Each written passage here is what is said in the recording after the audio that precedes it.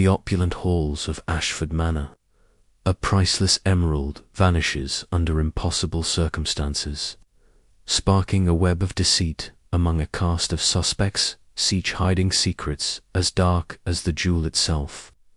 Join Hercule Poirot as he unravels a labyrinth of lies, family betrayals, and a shocking truth that will leave you stunned in this thrilling 1930s mystery. Chapter 1. The glittering prize. The late summer sun cast long shadows across the manicured lawns of Ashford Manor, a sprawling Georgian estate nestled in the heart of the English countryside.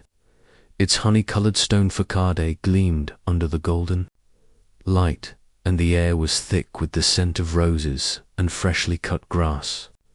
Hercule Poirot, impeccably dressed in a tailored suit, adjusted his hat as he stepped from the chauffeured Rolls-Royce that had brought him from London. His moustache, meticulously waxed, twitched slightly as he surveyed the grandeur before him.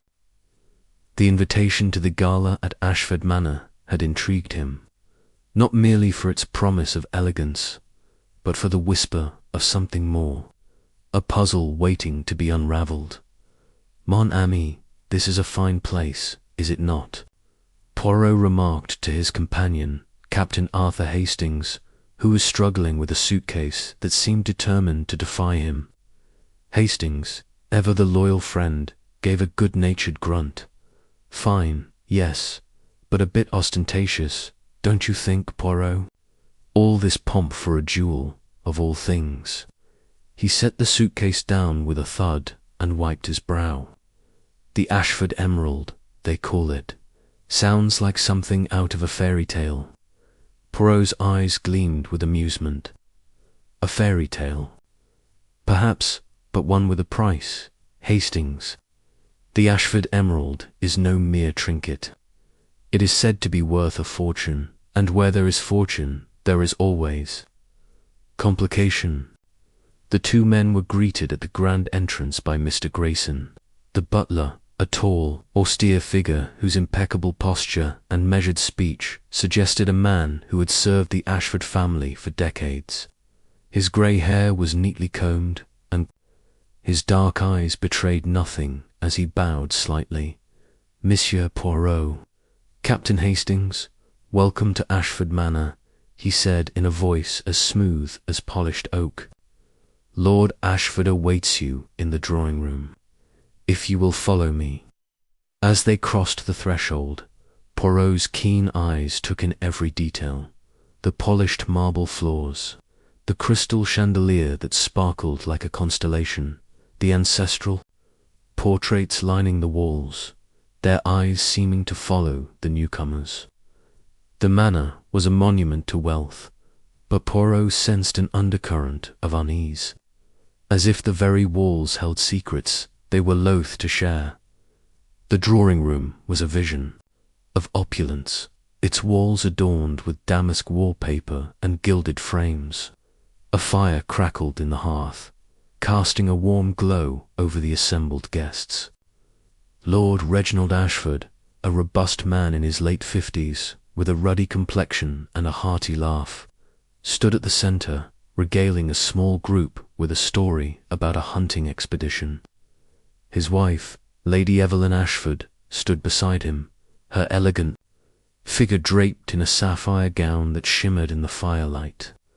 Her smile was practiced, but her eyes darted nervously, as if searching for something or someone.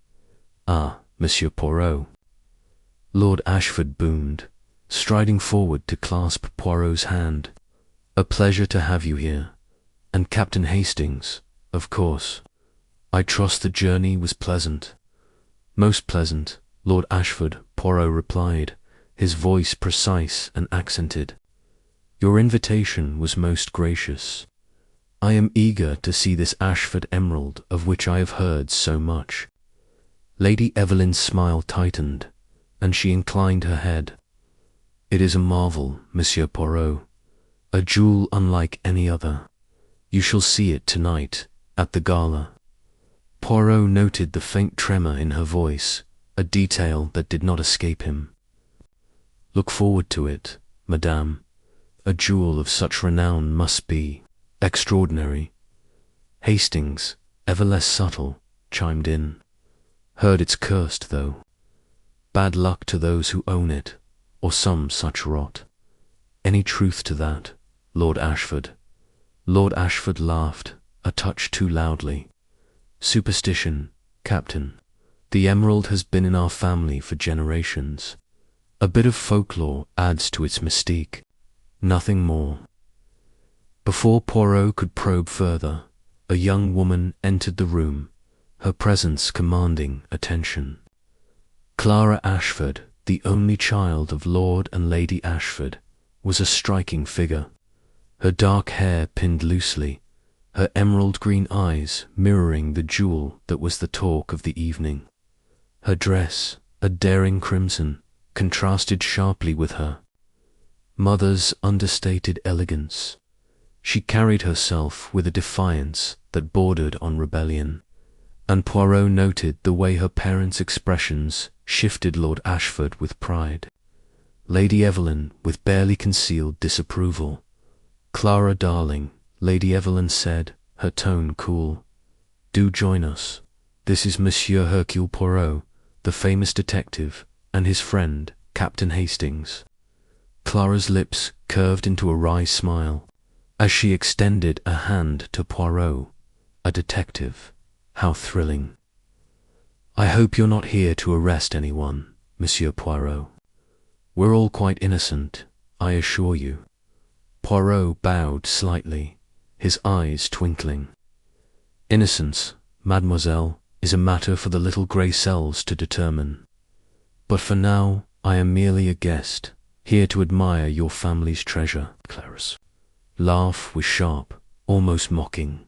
The emerald. Oh, it's splendid, but it's caused nothing but trouble. Father's obsessed with it, mother's terrified of it, and I'd rather sell it and be done with it. Clara. Lady Evelyn's. The voice was a whip crack, and the room fell silent. Lord Ashford cleared his throat, attempting to diffuse the tension.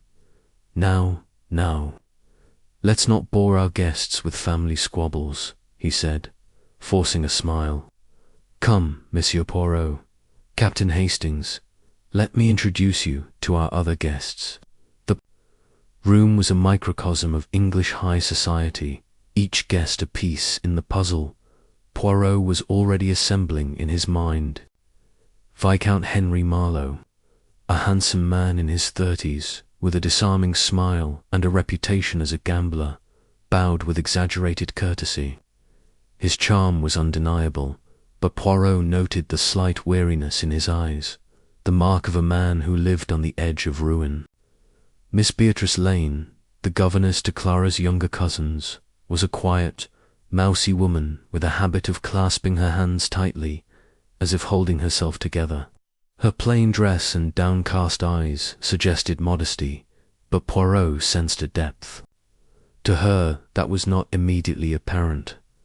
Dr. Mortimer, an eccentric historian with a penchant for the occult, was the final guest of note.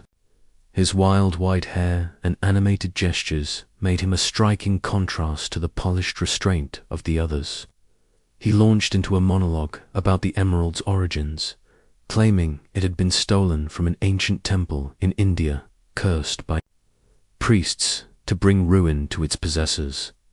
Nonsense, of course, Lord Ashford interjected, though his laugh was less hearty than before. The emerald is a family heirloom, nothing more. Poirot listened, his head tilted slightly, his mind cataloguing every word, every glance, every nuance. The emerald was not merely a jewel, it was a catalyst, stirring passions and secrets among those gathered. He felt the familiar thrill of a mystery taking shape, though he could not yet see its contours. As evening descended, the guests retired to dress for the gala. Poirot and Hastings were shown to their rooms, a pair of elegantly appointed chambers overlooking the gardens. Hastings flopped onto a chair, loosening his tie. Well, Poirot, what do you make of this lot? a cursed jewel, a rebellious daughter, a gambler, a nervous governess. Sounds like one of your cases already." Poirot adjusted his cufflinks, his expression serene. "It is too early to say, Hastings, but I observe this. Where there is great wealth, there is great desire, and where there is desire, there is often deception." The gala was a spectacle, the ballroom transformed into a glittering wonderland. Chandeliers cast prisms of light across the polished floor, and a string quartet played a lilting waltz. Guests in evening attire mingled, their laughter mingling with the clink of champagne glasses. At the center of the room stood the Ashford emerald, displayed in a glass case atop a velvet pedestal. It was a breathtaking sight, its facets catching. The light like a captured star, its deep green hue almost otherworldly. Poirot stood before it, his hands clasped behind his back, studying the jewel with the intensity of an artist examining a masterpiece. The case was secured with a complex lock, and 2 footmen stood guard, their expressions stern. Lord Ashford joined him, beaming with pride. "Magnificent, isn't it?" he said. 300 carats, cut in the 18th century. There's not another like it in the world." "Indeed, it is remarkable," Poirot replied. "And the security, it is adequate." "Oh, quite," Lord Ashford assured him. "The case is unbreakable, the lock unpickable. Only I and Mr. Grayson have the key, and it's kept under strict guard." Poirot nodded, though his eyes lingered on the case, noting the faint seam where the glass met the pedestal. "Most reassuring, Lord Ashford. A jewel such as this. It attracts attention, does it not?" Lord Ashford's smile faltered.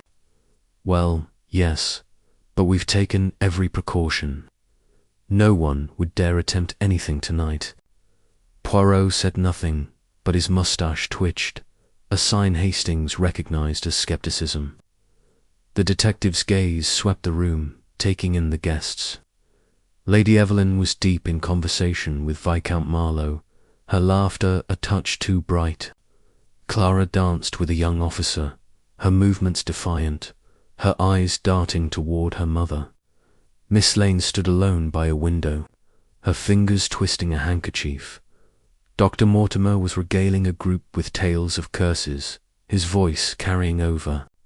The music. The evening wore on, the atmosphere growing heady with wine and merriment. Poirot, ever observant, noticed the small interactions that others missed, the way Viscount Marlowe's hand lingered on Lady Evelyn's arm, the flash of anger in Clara's eyes when her father mentioned the emerald, the way Mr. Grayson's gaze followed Miss Lane as she slipped from the room. It was nearing midnight when the lights flickered, a brief plunge into darkness that elicited gasps from the guests. When the chandeliers blazed to life again, a scream pierced the air. Lady Evelyn stood by the pedestal, her face ashen, her hand pointing to the empty case. "The emerald." She cried, "It's gone." Chaos erupted. Guests surged toward the pedestal, only to be held back by the footman. Lord Ashford's face was a mask of shock, his voice hoarse as he demanded answers. Mr. Grayson appeared, his composure frayed, barking orders to secure the doors. Clara stood frozen, her eyes wide, while Viscount Marlowe's expression was unreadable. Miss Lane reappeared, her face pale, and Dr. Mortimer muttered about the curse fulfilled. Poirot stepped forward, his presence commanding silence. "Mesdames et messieurs," he said, his voice calm but authoritative. "There is no need for panic. The emerald has not vanished into the ether. It is here, among us, in the hands of someone who believes themselves clever. But they have not reckoned with Hercule Poirot." He turned to Lord Ashford. "I propose that no one leaves this house until the matter is resolved. With your permission, I shall take charge of this investigation." Lord Ashford nodded, his hands trembling. "Of course, Monsieur Poirot, find it. Find my emerald." As the guests were ushered to their rooms, Poirot stood by the empty case, his eyes tracing the contours of the lock, the pedestal, the room itself. Hastings joined him, his brow furrowed. "Well, Poirot, this is a fine mess. A locked case, guards at every door, and yet the emerald's gone. How on earth did they do it?" Poirot's smile was enigmatic. "That, Hastings, is the question. But rest assured, the little grey cells are already at work. The truth, it is like the emerald itself, hidden, but not beyond reach." As the manor settled into an uneasy silence, Poirot's mind was anything but still. The puzzle had begun, and he would not rest until every piece was in place. Chapter 2. The Vanishing Act. The grand ballroom of Ashford Manor glittered under the light of a dozen chandeliers, their crystal prisms scattering rainbows across the polished marble floor. The air was thick with the scent of roses, champagne, and anticipation. Guests in their finest attire swirled through the room, their laughter and conversation mingling with the delicate strains of a string quartet. Hercule Poirot, impeccably dressed in a tailored black suit with a crisp white shirt and a neatly knotted tie, stood near the edge of the room, his sharp eyes scanning the crowd. His moustache, perfectly waxed, twitched slightly as he observed the scene, his mind already cataloguing the nuances of the evening dot. Lord Reginald Ashford, the host, stood at the centre of the room, his broad shoulders squared under a velvet jacket, his face, lined with the weight of years and financial strain, still carried the aristocratic charm that had once made him the toast of London society. Beside him, Lady Evelyn Ashford glittered in a gown of emerald silk, her smile radiant but her eyes darting nervously toward the velvet-draped pedestal at the far end of the ballroom. There, under a glass dome and surrounded by a discreet but formidable security system, rested the Ashford Emerald, a gem so vivid and flawless it seemed to pulse with life. Its deep green facets caught the light, drawing gasps from the guests, who gathered to admire it. Poirot's attention shifted to the other key figures in the room. Clara Ashford, the couple's rebellious daughter, leaned against a pillar, her dark hair swept into an untidy bun, her crimson gown a stark contrast to the demure pastel dresses of the other young ladies. Her expression was one of barely concealed disdain, her eyes flitting toward Viscount Henry Marlowe, a dashing young man with a reputation for charm and gambling debts. Marlowe, in turn, flashed a roguish smile as he sipped champagne, his gaze lingering on Clara longer than propriety allowed. Nearby, Miss Beatrice Lane, the governess, stood stiffly in a plain grey dress, her hands clasped tightly in front of her, her face pale and her eyes darting nervously. Mr. Grayson, the butler, moved silently through the crowd, his stoic demeanour, an impeccable service masking any hint of personal thought or feeling. Captain Arthur Hastings, Poirot's loyal friend and confidant, approached with 2 flutes of champagne. "Quite the affair, Poirot," he said, handing one to his friend.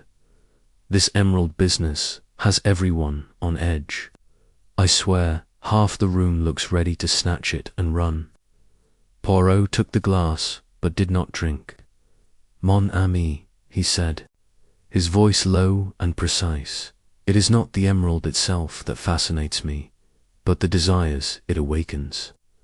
Observe the faces, Hastings, the greed, the envy, the fear. This jewel, it is a mirror to the soul." Hastings chuckled, though his eyes followed Poirot's gaze. "You're always seeing things I miss, old chap.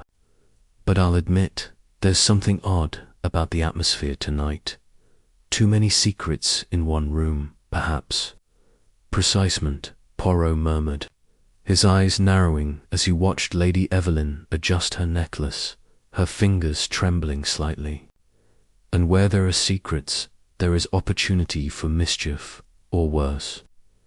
The evening progressed with a series of toasts and speeches.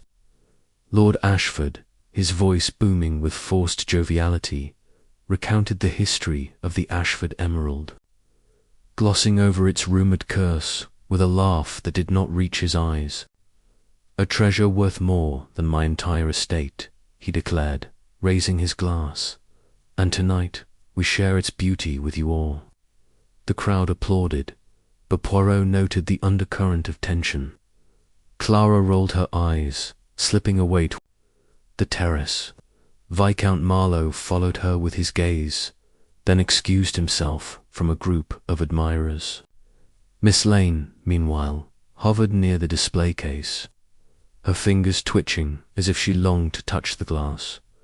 Mr. Grayson, ever the shadow, directed the staff with a flick of his wrist, ensuring the champagne flowed and the trays of canap never emptied. As the quartet struck up a waltz, the lights in the ballroom flickered. A collective gasp rose from the guests, followed by nervous laughter as the chandeliers glowed steadily once more. But the moment of levity was short-lived. A piercing scream cut through the music, and all eyes turned to the pedestal.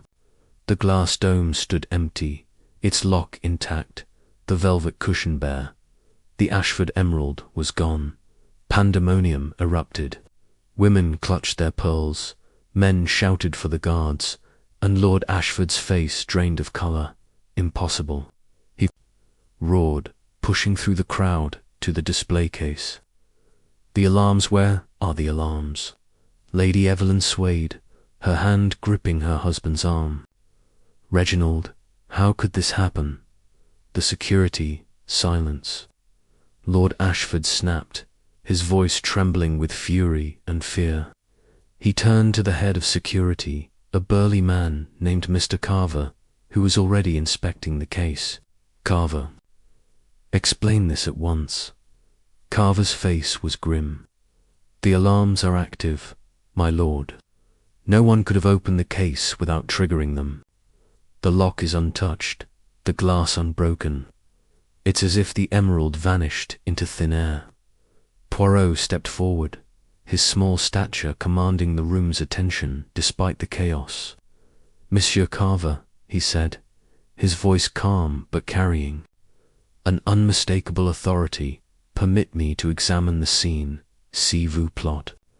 The impossible is merely a puzzle that has not yet been solved." Lord Ashford, still pale, nodded curtly. "Poirot, if anyone can make sense of this madness, it's you. Please, find my emerald." The guests were ushered into the adjoining drawing room, their murmurs of shock and speculation filling the air. Guards were posted at every exit, and the staff was instructed to ensure no one left the estate. Poirot, with Hastings at his side, approached the display case, his eyes gleaming with the thrill of a challenge. The pedestal was a masterpiece of craftsmanship, its mahogany base polished to a mirror shine.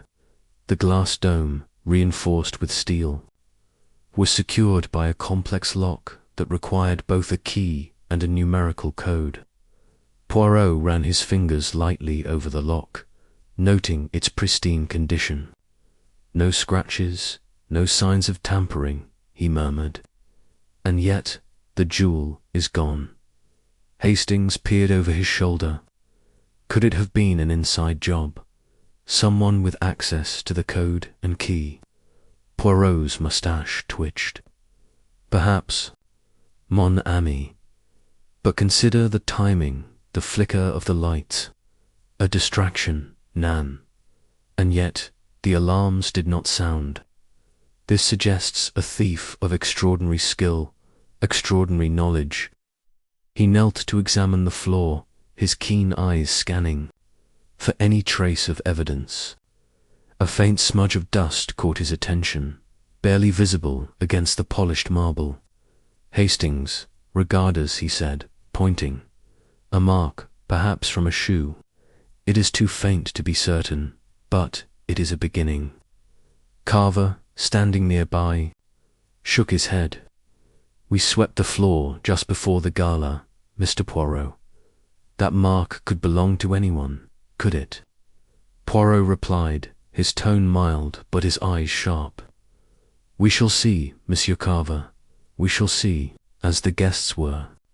Questioned by the local constable, a nervous young man named Inspector Davies, Poirot moved through the ballroom, his mind racing. The flicker of the lights had lasted mere seconds, yet it had been enough. He paused by the electrical panel, concealed behind a tapestry, and noted the absence of any obvious tampering. "The blackout was no accident," he said to Hastings. "But how was it engineered, and by whom?" Hastings rubbed his chin. "This is a devil of a puzzle, Poirot. No one could have reached the case in that time, not without being seen. And the alarms, how did they bypass them?" Poirot's eyes gleamed. "That, mon ami, is the heart of the matter. The alarms were not bypassed, they were never triggered. This suggests either a flaw in the system or a thief who knew its secrets intimately." The guests, now confined to the drawing-room, were growing restless. Lady Evelyn paced, her silk gown rustling, while Lord Ashford sat heavily in an armchair, his head in his hands. Clara stood by the window, her arms crossed, her expression defiant. Viscount Marlowe leaned against the fireplace, his charm undimmed. Despite the tension, while Miss Lane sat in a corner, her hands folded tightly in her lap, Mr. Grayson, ever composed, stood by the door, his eyes scanning the room as if memorizing every detail. Inspector Davies approached Poirot, his notebook in hand. "Mr. Poirot, I've taken preliminary statements. Everyone claims they were in the ballroom when the lights flickered. No one saw anything unusual, or so they say." Poirot nodded. "Mercy, Inspector. But I suspect that not all are as forthcoming as they seem. The truth, it hides in the shadows of their words.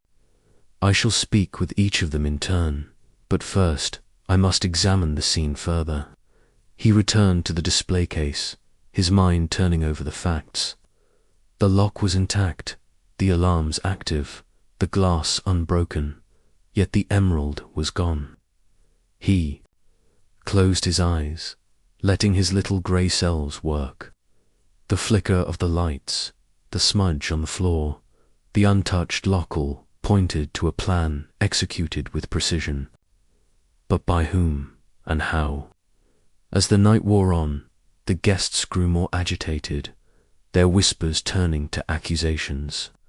Lady Evelyn pointed a trembling finger at Clara. "You've always hated that emerald, Clara. You've said it 100 times how. It's a symbol of everything you despise." Clara's eyes flashed. "And you think I'd stoop to stealing it, mother? I'd rather see it smashed than sold to prop up this crumbling estate." Lord Ashford rose, his voice sharp. "Enough, both of you. This is no time for family squabbles. Poirot, what have you found?" Poirot turned, his expression inscrutable. "I have found, Lord Ashford, that the truth is like the emerald itself, hidden, but not beyond reach. The thief is among us, and I shall uncover them. For now, I suggest we all retire. The night is long, and the morning may bring clarity."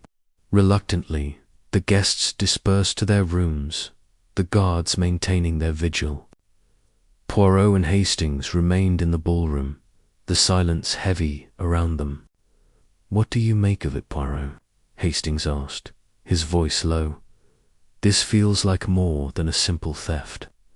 "Indeed, mon ami," Poirot replied, his eyes fixed on the empty pedestal. This is a crime of audacity, of cunning, and perhaps of desperation. The Ashford emerald has not vanished, has been taken, and I, Hercule Poirot, shall find it. The moonlight streamed through the tall windows, casting long shadows across the floor. Somewhere in those shadows, Poirot knew, lay the key to the mystery. He would find it, as he always did, with the relentless precision of his mind. But for now, the night held its secrets, and the vanishing act was only beginning. Chapter 3. The suspects assembled. The grand drawing-room of Ashford Manor was a study in opulence, its walls adorned with gilded portraits of stern-faced ancestors, their eyes seeming to follow the assembled guests with silent judgment. The air was thick with tension, the kind that settles like fog after a theft of such audacity as the vanishing of the Ashford emerald. The crystal chandelier overhead cast fractured light across the room, illuminating the faces of those gathered, each one a potential culprit in Hercule Poirot's discerning gaze. The little Belgian detective stood at the center, his impeccable black suit and polished shoes a stark contrast to the disarray of emotions around him. His mustache, perfectly symmetrical, twitched slightly as he surveyed the room, his sharp green eyes missing nothing. Captain Hastings, ever the loyal companion, stood by the fireplace, his notepad in hand, scribbling observations with the earnestness of a schoolboy. The guests, confined to the estate by Lord Ashford's insistence and the local constabulary's orders, shifted uncomfortably in their seats. The theft had transformed the gala's festive atmosphere into one of suspicion, and now, with Poirot taking charge, the weight of scrutiny pressed heavily on them all. Poirot cleared his throat, a delicate sound that commanded immediate attention. "Mesdames et messieurs," he began, his voice calm yet carrying the authority of a man who had unravelled countless mysteries. "The disappearance of the Ashford emerald is no mere accident, no trick of the light. It is a crime, meticulously planned and executed with audacity. But fear not, for Hercule Poirot does not permit such crimes to go unsolved. We shall proceed methodically, and the truth, it will reveal itself." Lord Reginald Ashford, seated in a backed chair near the window, looked pale, his hands gripping the armrests as though anchoring himself against a storm. His financial troubles, whispered about in London's high society, were no secret. To Poirot, who had overheard a conversation between two guests earlier that evening, the Ashford estate, grand as it appeared, was a house of cards teetering on the edge of ruin. The emerald, insured for a princely sum, was both a treasure and a lifeline. Could Lord Ashford have orchestrated the theft to claim the insurance money? Poirot's eyes lingered on the man's furrowed brow, noting the beads of sweat despite the cool evening air. Beside him, Lady Evelyn Ashford sat with the poise of a queen, her silk gown shimmering under the chandelier's light. Her lips were set in a thin line, but her eyes darted about the room, assessing each guest as though calculating their worth or their guilt. Her ambition was evident in every gesture, every carefully chosen word. The emerald's theft, Poirot mused, could elevate her social standing if spun correctly, a tragic tale to garner sympathy and attention. Yet her composure seemed too perfect, too practiced. Was it the mask of a woman hiding a secret? Clara Ashford, the couple's rebellious daughter, slouched in a corner armchair, her arms crossed defiantly. Her dark hair, usually pinned elegantly, fell in loose waves, as if she'd torn out the pins in a fit of frustration. At 22, Clara had made no secret of her disdain for her family's ostentatious lifestyle. "It's just a rock," she'd said earlier, her voice dripping with scorn when the emerald was first displayed. Could her resentment have driven Her to steal the jewel, perhaps to humiliate her parents, or to fund a life free of their control. Poirot noted the way her fingers tapped impatiently, a sign of nervous energy or guilt. Viscount Henry Marlowe, the charming guest whose easy smile had won over half the room during the gala, leaned against a bookcase, his posture relaxed, but his eyes alert. His reputation as a gambler preceded him, and Poirot had already confirmed through discreet inquiries that Marlowe's debts were substantial. The emerald, easily worth millions, could erase those debts and more. Yet his charm was disarming, his alibis quick and polished. Too polished, perhaps, for a man with nothing to hide. Miss Beatrice Lane, the governess, sat primly on a settee, her hands folded in her lap. Her plain grey dress and severe bun contrasted sharply with the grandeur around her, but it was her eyes that drew Poirot's attention wide, almost frightened, as though she expected the walls themselves to accuse her. She had been hired to tutor Clara in literature and etiquette, but her reticence during the gala had not gone unnoticed. Why was she so nervous? Did she know something about the theft, or was her fear rooted in a deeper secret? Finally, Mr. Grayson, the butler, stood near the door, his posture rigid, his face an unreadable mask. His years of service to the Ashford family had made him a fixture of the estate, yet his stoic demeanour gave nothing away. Poirot, however, was not fooled by such reserve. A butler's access to every room, every secret, made him a dangerous suspect. Grayson's meticulous nature, evidenced by his perfectly pressed uniform and the precise way he'd served drinks earlier, suggested a man capable of planning a theft with surgical precision. Poirot paced slowly, his hands clasped behind his back, his head tilted slightly, as though listening to an invisible orchestra. The emerald, he continued, was taken from a locked case, surrounded by alarms, in a room filled with guests. This is no simple theft, Nan. It is a puzzle, and to solve it, we must understand the players. Each of you, I regret to say, has a motive. A murmur of protest rippled through the room, but Poirot raised a hand to silence it.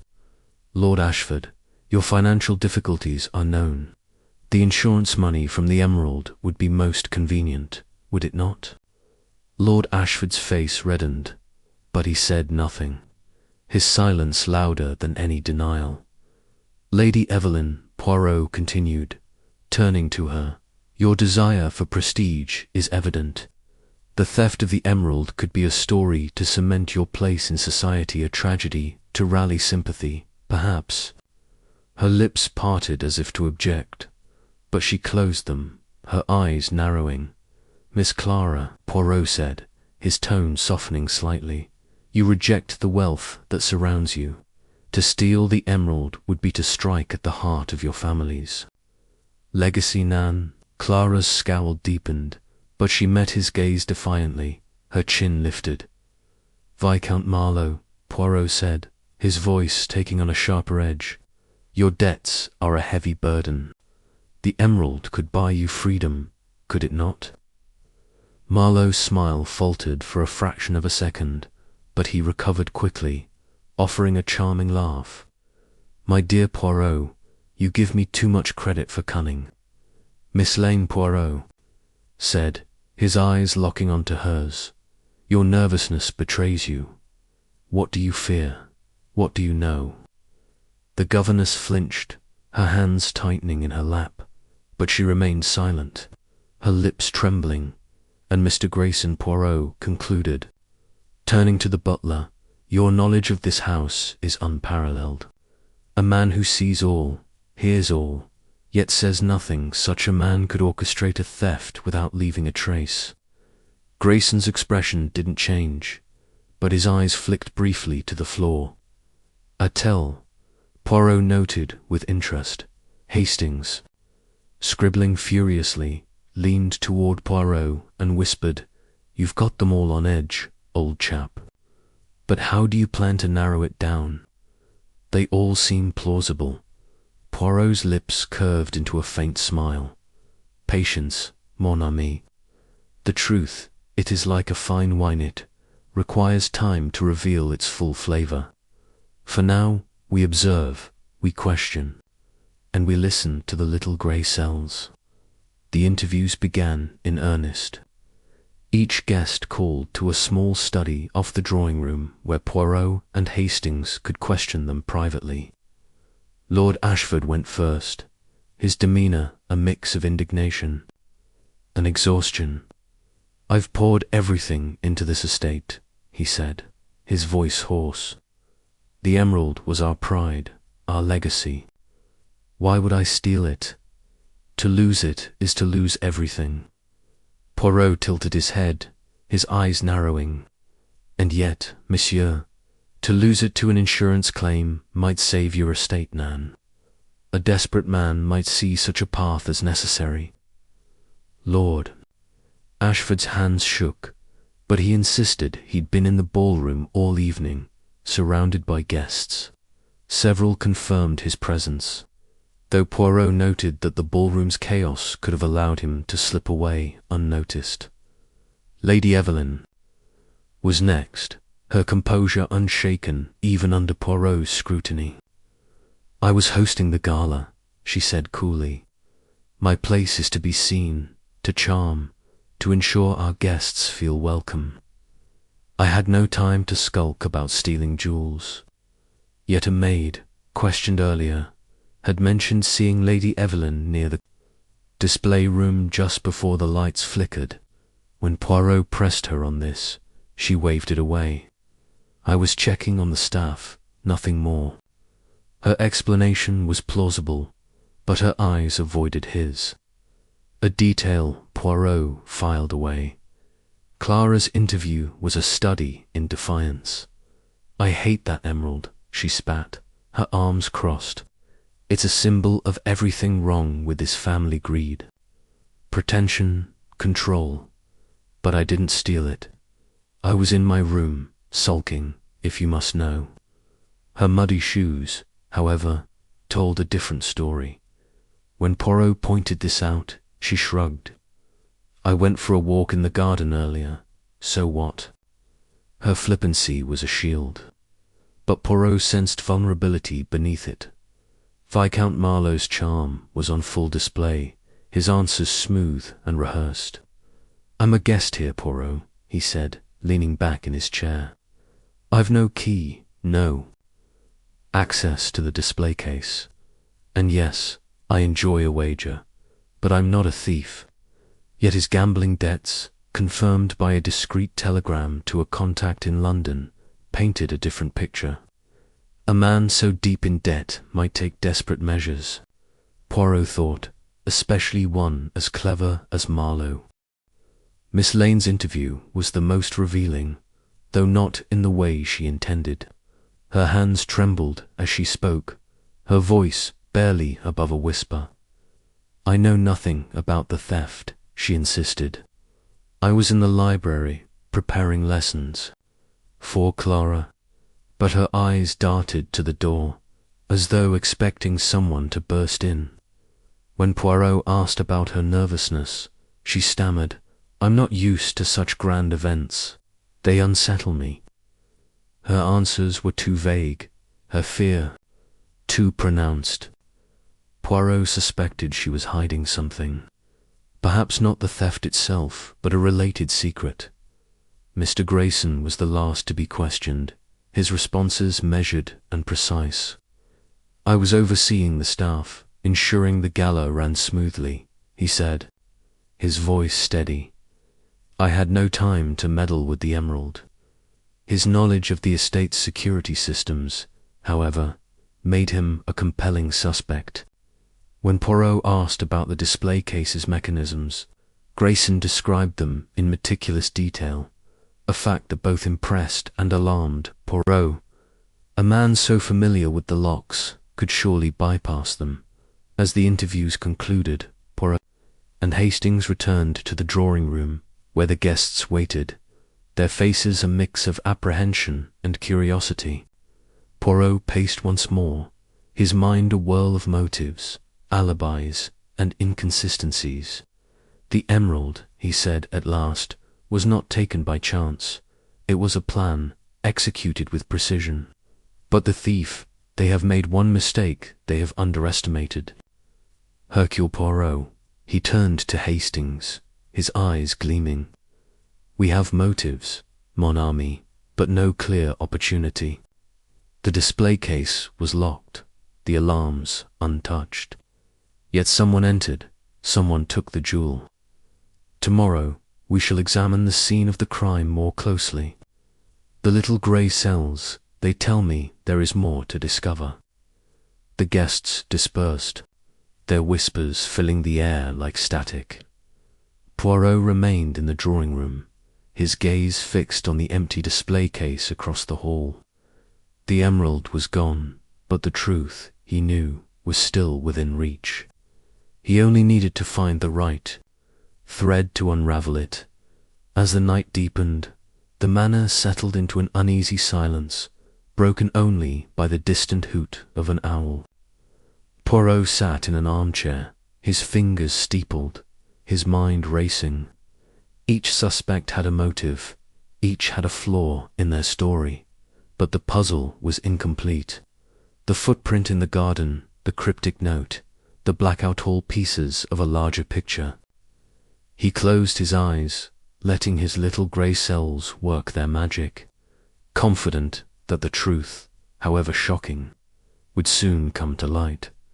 The hours passed, and the manor slept, but Poirot did not. His mind was a battlefield, each clue a soldier in the fight for truth. Lord Ashford's desperation, Lady Evelyn's ambition, Clara's rebellion, Marlowe's debts, Miss Lane's fear, Grayson's knowledge, each was a thread, but which would lead to the emerald. The answer, he knew, lay not in the jewel itself, but in the hearts of those who coveted it. And Poirot, with his unerring instinct, would find it. The next morning, as dawn broke over the estate, Poirot stood at the window, watching the mist rise from the gardens. Hastings joined him, bleary-eyed but eager. "Any progress, Poirot?" he asked, stifling a yawn. Poirot's smile was enigmatic. "Progress, mon ami, is not always visible. But rest assured, the little grey cells, they are never idle. Today we shall visit the scene of the crime. The display room, it holds secrets, yet to be uncovered." They made their way to the display room, a small but elegant space dominated by the now empty glass case. The alarms, still intact, hummed faintly, a reminder of the impossibility of the theft. Poirot examined the case, his fingers tracing its edges, his eyes searching for the smallest detail. He paused at the lock, a complex mechanism requiring a unique key. "This lock," he murmured, "it was not forced. The thief, they had access." Hastings frowned. "But who?" "The key is kept in Lord Ashford's safe, and only he and Grayson have the combination."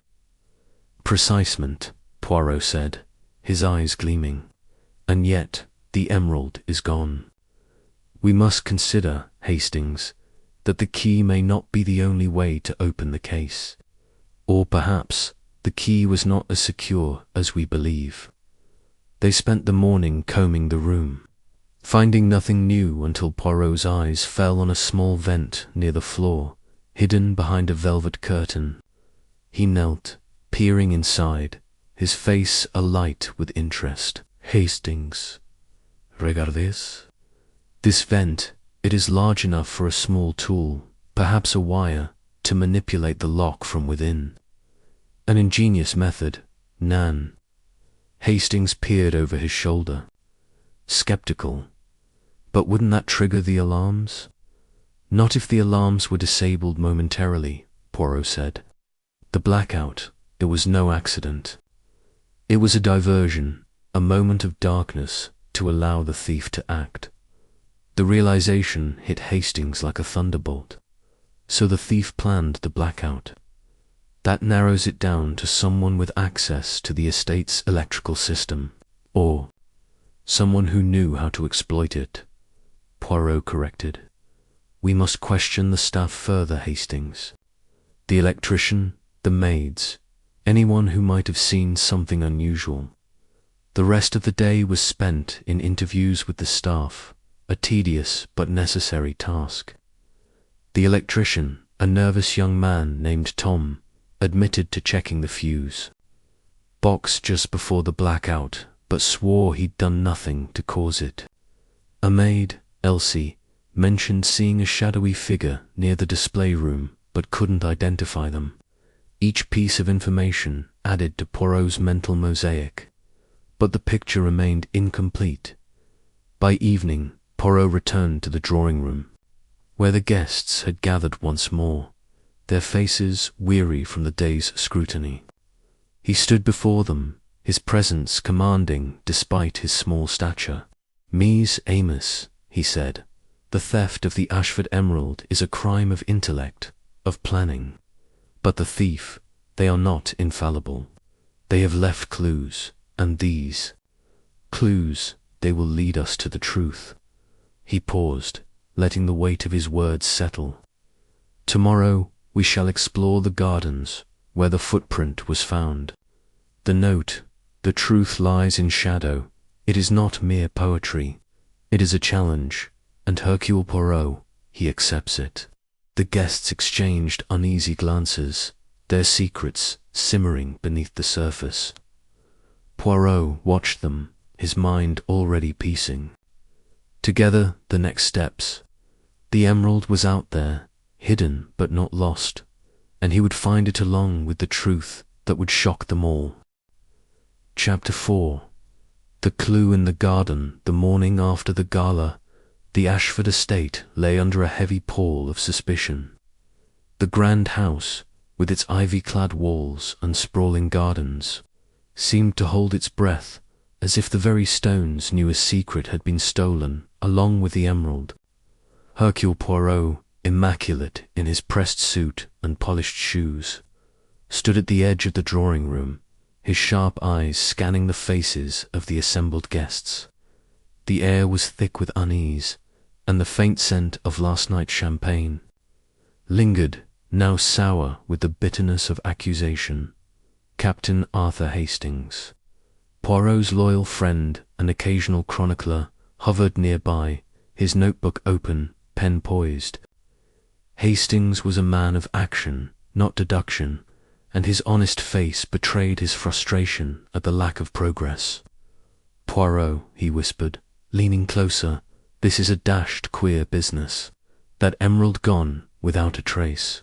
The case was locked, the alarms untouched. It's as if the thing sprouted legs and walked off." Poirot's moustache twitched, a subtle sign of amusement. "Mon ami, jewels do not walk, nor do they vanish into the ether. There is always a trace, a whisper of the truth, if one knows where to look. Come, let us examine the scene of the crime once more. The little grey cells, they demand exercise." The two men made their way to the display room, a small but opulent chamber off the main ballroom. The room was a study in grandeur, walls adorned with gilt-framed portraits of Ashford ancestors, a crystal chandelier catching the morning light, and, at its centre, the now empty display case. The case itself was a marvel of modern engineering, its glass reinforced, its lock intricate, and its base wired to an alarm system that should have shrieked at the slightest tampering. Yet it stood silent, the velvet cushion within bare, as if mocking the gathered investigators. Poirot circled the case, his hands clasped behind his back, his head tilted slightly as if listening to an inaudible melody. "Observe, Hastings," he said, pointing to the lock. "It is undisturbed, nest si pas. No scratches, no signs of force. The alarm, it is intact. This suggests a key, or perhaps a duplicate. But who could possess such a thing? Hastings frowned, scratching his chin. The butler, Grayson, perhaps. He's got access to everything. In the house, or Lord Ashford himself. Though, why steal his own jewel? Poirot's eyes gleamed. Why, indeed? But let us not leap to conclusions. The truth, it is like a delicate souffle. It requires patience to rise. Come, let us explore beyond this room. The garden, I think, may hold a clue. They exited, through a set of French doors that led to the estate's manicured gardens. The morning was crisp, the dew still clinging to the roses and boxwood hedges. The garden was a labyrinth of paths, dotted with marble statues and a small fountain that burbled softly. Poirot's gaze swept over the scene, his attention drawn to the gravel path that ran alongside the display room's exterior wall. He crouched, his movements precise, and examined the ground. "Here, Hastings," he said, pointing to a faint indentation in the soft earth beneath a window. A footprint, not deep, but distinct. A man's shoe, perhaps, size 10 or 11. The heel is worn slightly on the outer edge. See the angle. This suggests a man who walks with confidence, perhaps arrogance. Hastings peered over Poirot's shoulder, squinting. "Good Lord, Poirot, how do you see these things?" "It's just a smudge to me." Poirot chuckled softly. "To you, mon ami, it is a smudge. To Poirot, it is a story. This footprint tells us the thief may have approached from the garden, perhaps intending to escape this way. But why only one print? Where are the others? The gravel, it is undisturbed. This is curious, Nan." He straightened and turned his attention to the window itself.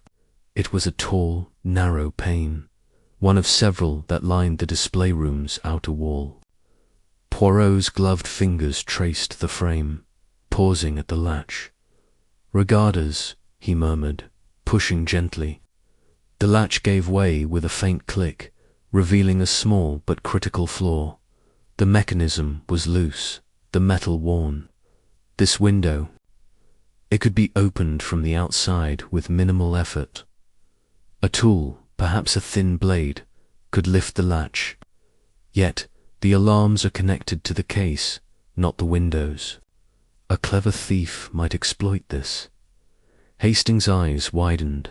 So, someone crept in from the garden, opened the window, and got to the case. But how? The room was full of people, and the lights only went out for a moment. Poirot's expression grew thoughtful. "A moment is all a skilled thief requires, Hastings. But let us consider the footprint. It is fresh, made last night, I think, given the dew has not yet erased it. Yet it stands alone. This suggests either great care or an interruption. Perhaps the thief was disturbed, or perhaps this print is meant to mislead." They continued their inspection, following the path around the house. The garden was vast, its borders lined with dense shrubbery that could conceal a dozen secrets.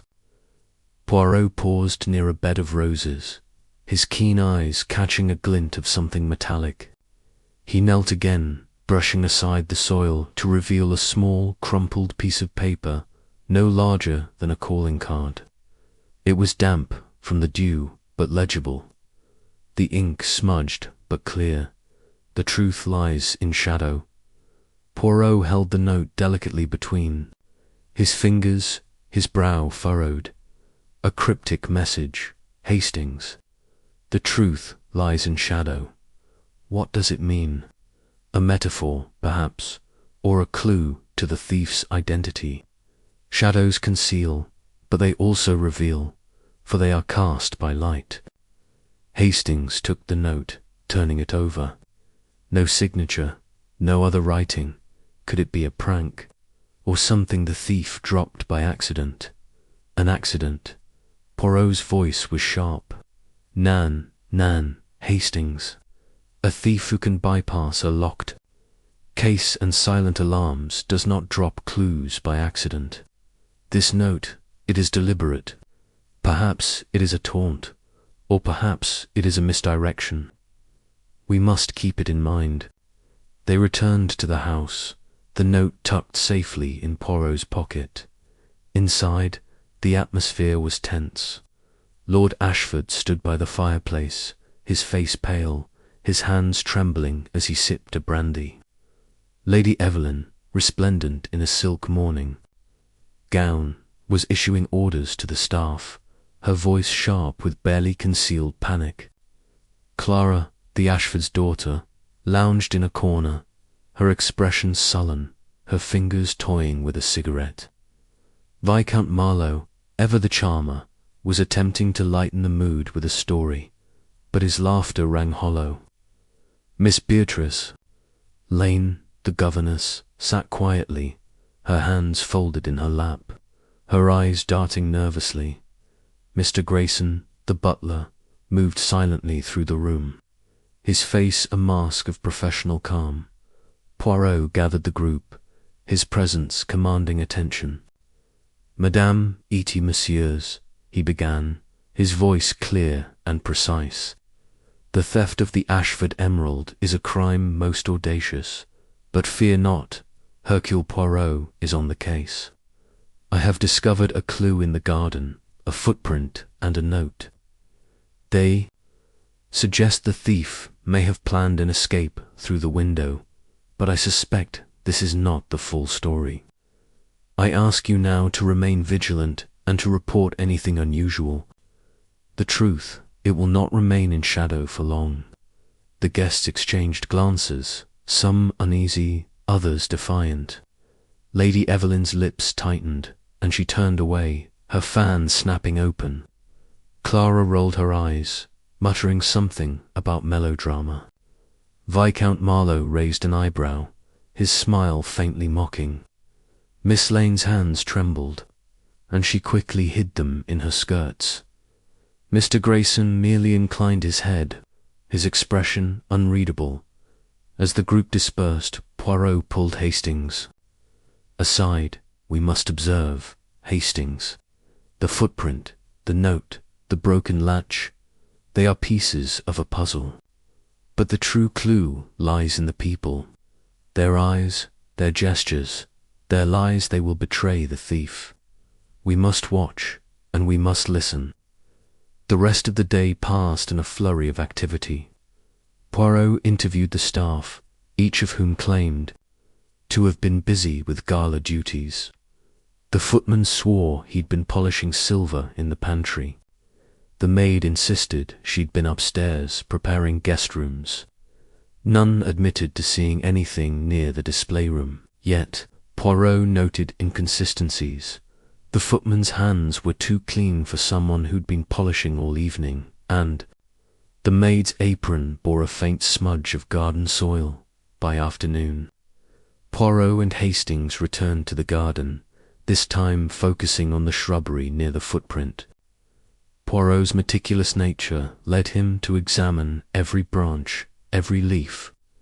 He paused at a cluster of hydrangeas, their heavy blooms drooping under the weight of last night's dew. Beneath one, he found a tiny scrap of fabric, no larger than a thumbnail, caught on a thorn. It was dark green, almost blending with the foliage, but its texture suggested fine wooler, gentleman's coat, perhaps, or a lady's shawl. Another clue, Hastings, Poirot said, holding the fabric to the light. This is no gardener's rag. It is expensive, tailored. Someone was careless, or perhaps they wished us to find this. Hastings scratched his head. But who wears green? I don't recall anyone in green last night. Lady Evelyn was in blue, Clara in red, Miss Lane in grey. Marlowe was in black, and Lord Ashford in his usual tweed. Poirot's eyes twinkled. You observe, but you do not see, Hastings. A guest may have changed their attire, or this fabric may belong to someone we have not yet considered. We must catalogue the wardrobes of all present, and we must consider the staff. Mr. Grayson, for example, is always impeccably dressed, but does he own a green coat? The investigation continued into the evening, with Poirot methodically piecing together the timeline of the gala. The lights had flickered at precisely 10:17 p.m., according to the grandfather clock in the ballroom. The blackout lasted no more than 10 seconds, yet in that brief darkness, the emerald had vanished. Poirot interviewed the electrician, a nervous young man named Tompkins, who swore the outage was caused by a faulty circuit in the cellar. But Poirot's questions revealed Tompkins had been in the ballroom at the time, chatting with a guest, not in the cellar. A curious discrepancy, Poirot noted, his voice low. As night fell, the estate grew quiet. The guests retiring to their rooms under the pretense of exhaustion. Poirot, however, remained alert, his mind racing. He sat in the library, the notes spread before him, its words, the truth lies in shadow burning in his thoughts. He traced the letters with a gloved finger, his lips pursed. Shadow, he murmured. Is it the shadow of the thief, or the shadow of a motive? Or perhaps it is literal, a place, a time, a concealment. Hastings, slumped in an armchair, yawned. Poirot, old chap, you're making my head spin. Can't we just round up everyone and search their rooms? The emerald's got to be somewhere. Poirot shook his head. Brute force, Hastings, is not the method of Poirot. The emerald, it is hidden, yes, but not in a place so obvious. The thief is clever, and the thief is close. We must think as they think. The footprint, the note, the fabric, they are threads in a tapestry. We must weave them together. The next morning, Poirot requested a private meeting with Lord Ashford. The Lord, still shaken, agreed, leading Poirot to his study. The room was a sanctuary of oak and leather, its shelves lined with books and curios from Ashford's travels. Poirot's eyes lingered on a small statue of an Egyptian deity, its emerald eyes glinting in the sunlight. A fine collection, Lord Ashford, Poirot said, his tone casual. The emerald, it was the pride of your family, Nan. Its loss, it must weigh heavily. Lord Ashford sank into his chair, his face drawn. It's more than a jewel, Monsieur Poirot. It's a legacy. My father, my grandfather, they built this estate on its value. Without it, we're ruined. The debts. He trailed off, his hands covering his face. Poirot nodded sympathetically, though his eyes were sharp. Debts, you say, and yet you displayed the emerald so prominently. A risky choice, perhaps. Lord Ashford's head snapped. Up, his eyes narrowing. Are you suggesting I had something to do with this? I'd never. Calm yourself, Monsieur Poirot interrupted, raising a hand. I suggest nothing, I observe. And I observe that the emerald's theft benefits no one unless, of course, it was insured. Lord Ashford flushed, his voice rising. The insurance is minimal, barely enough to cover the estate's repairs. If you're implying I imply nothing, Poirot said smoothly, but I must know all. Tell me, who else knew of the case's design, the lock, the alarms? Lord Ashford hesitated, then sighed. Only Grayson, really. He oversees the household security, and Evelyn, of course, she insisted on the display. Clara might know, but she's never cared for such things.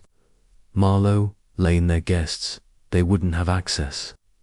Poirot's mustache twitched again. Mercy, Lord Ashford. You have been most helpful." As Poirot left the study, he encountered Lady Evelyn in the hallway, her eyes red-rimmed, her composure fraying. "Monsieur Poirot," she said, her voice sharp. "Have you made progress? This scandal will ruin us. The guests are whispering. The papers will have a field day." Poirot bowed slightly. "Madame, the truth is close. But I must ask, where were you when the lights went out?" Lady Evelyn's fan snapped shut, in the ballroom, with everyone else. "Surely you don't suspect me?" Poirot's smile was enigmatic. "I suspect everyone, madame, until I suspect no one. A maid mentioned seeing you near the display room. Perhaps you can explain." Her face paled, but she recovered quickly. "The maid is mistaken. I was dancing with Viscount Marlowe." "Ask him, I shall," Poirot said, his tone polite but firm. "And I shall find the truth, madame. It cannot hide in shadow forever." The day wore on, with Poirot and Hastings combing the estate for further clues. They examined the cellar, where the electrician claimed the fault originated, but found no evidence of tampering. They searched the guest rooms, with permission, but found nothing incriminating. Clara's room, however, yielded a curious find: a pair of muddy shoes, hidden beneath her bed, the soles matching the garden's soil. "Clara," A. Hastings said, holding up the shoes. "She said she was in her room all night. What's she doing with muddy shoes?" Poirot's eyes narrowed. "Indeed, Hastings. Miss Clara, she is rebellious, but is she a thief? Or is she being used? We must speak with her." They found Clara in the conservatory, sketching the orchids with a restless hand. She looked up as they approached, her expression defiant. "What? Now, Monsieur Poirot, come to accuse me of stealing my own family's jewel?" Poirot sat across from her, his demeanor calm. "Mademoiselle, I accuse no one yet. But your shoes, they are muddy. You were in the garden last night, Nan." Clara's pencil stilled, her eyes flickering with unease.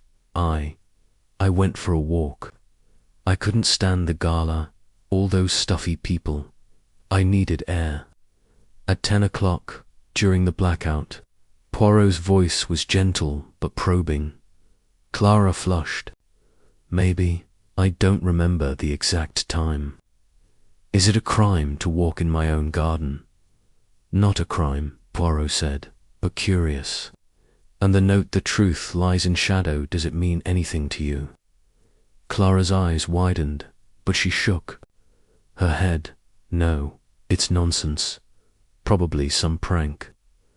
Poirot nodded, though his expression suggested he was far from convinced. "Merci, mademoiselle. We will speak again." As they left the conservatory, Hastings whispered, "She's hiding something, Poirot. Those shoes, her nerves, she's in it, up to her neck, I'd wager." "Perhaps," Poirot said, his voice low. "But the puzzle, it is not complete. The footprint, the note, the fabric, the shoes, they are clues, but they are not the truth. The truth, Hastings, it lies in shadow, and we must find the light to reveal it." The investigation stretched into the evening, with Poirot's mind working tirelessly. He revisited the display room, examining the case once more. He noted the faint scratches on the velvet cushion, as if something had been dragged across it. He tested the window latch again, confirming its weakness. He paced the garden, reconstructing the thief's possible movements, but the single footprint remained a mystery. Why only one? Why no tracks leading away? As the sun set, casting long shadows across the estate, Poirot stood by the fountain, his hands clasped behind his back. "The shadow," he murmured. "It is not just a metaphor. It is a place, a moment, a deception. The thief, they are clever, but they cannot hide forever. The little grey cells, they are awake, and they will find the truth. Hastings, ever loyal, stood beside him, his face a mixture of admiration and exasperation. "You'll crack it. Poirot, you always do. But I wish you'd hurry up about it. This place is giving me the creeps." Poirot smiled, his eyes gleaming in the twilight. "Patience, mon ami. The truth, it is like a fine whodunit, must be savoured. Tomorrow we will dig deeper. The shadow will not hide the emerald for long." And so the day ended with the mystery unresolved, the clues tantalizing but incomplete.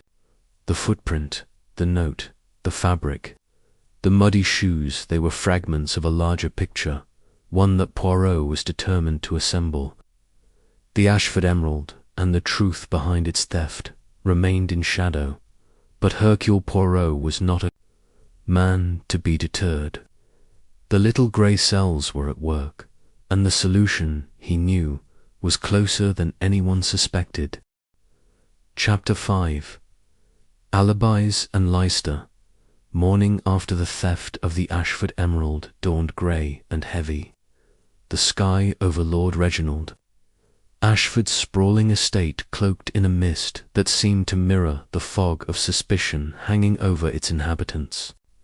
Hercule Poirot, immaculate as ever in his pinstriped suit and polished shoes, stood by the tall windows of the drawing-room, his hands clasped behind his back, his sharp eyes scanning the grounds beyond. The manicured lawns, still damp with dew, stretched out toward the garden where he and Captain Hastings had discovered the faint footprint and the broken window latch the previous evening. Those clues, though tantalizing, were but fragments of a larger puzzle, and Poirot's little grey cells were already at work, piecing together the intricate web of motives and opportunities. Captain Hastings, ever the loyal companion, sat at a nearby mahogany table, scribbling notes in a small leather-bound journal, his brow furrowed as he tried to keep up with the whirlwind of details Poirot had already begun to unravel. "I say, Poirot," Hastings ventured, glancing up from his notes, "this business with the emerald is a proper mess. Everyone seems to have a reason to want it, but how the deuce did they pull it off?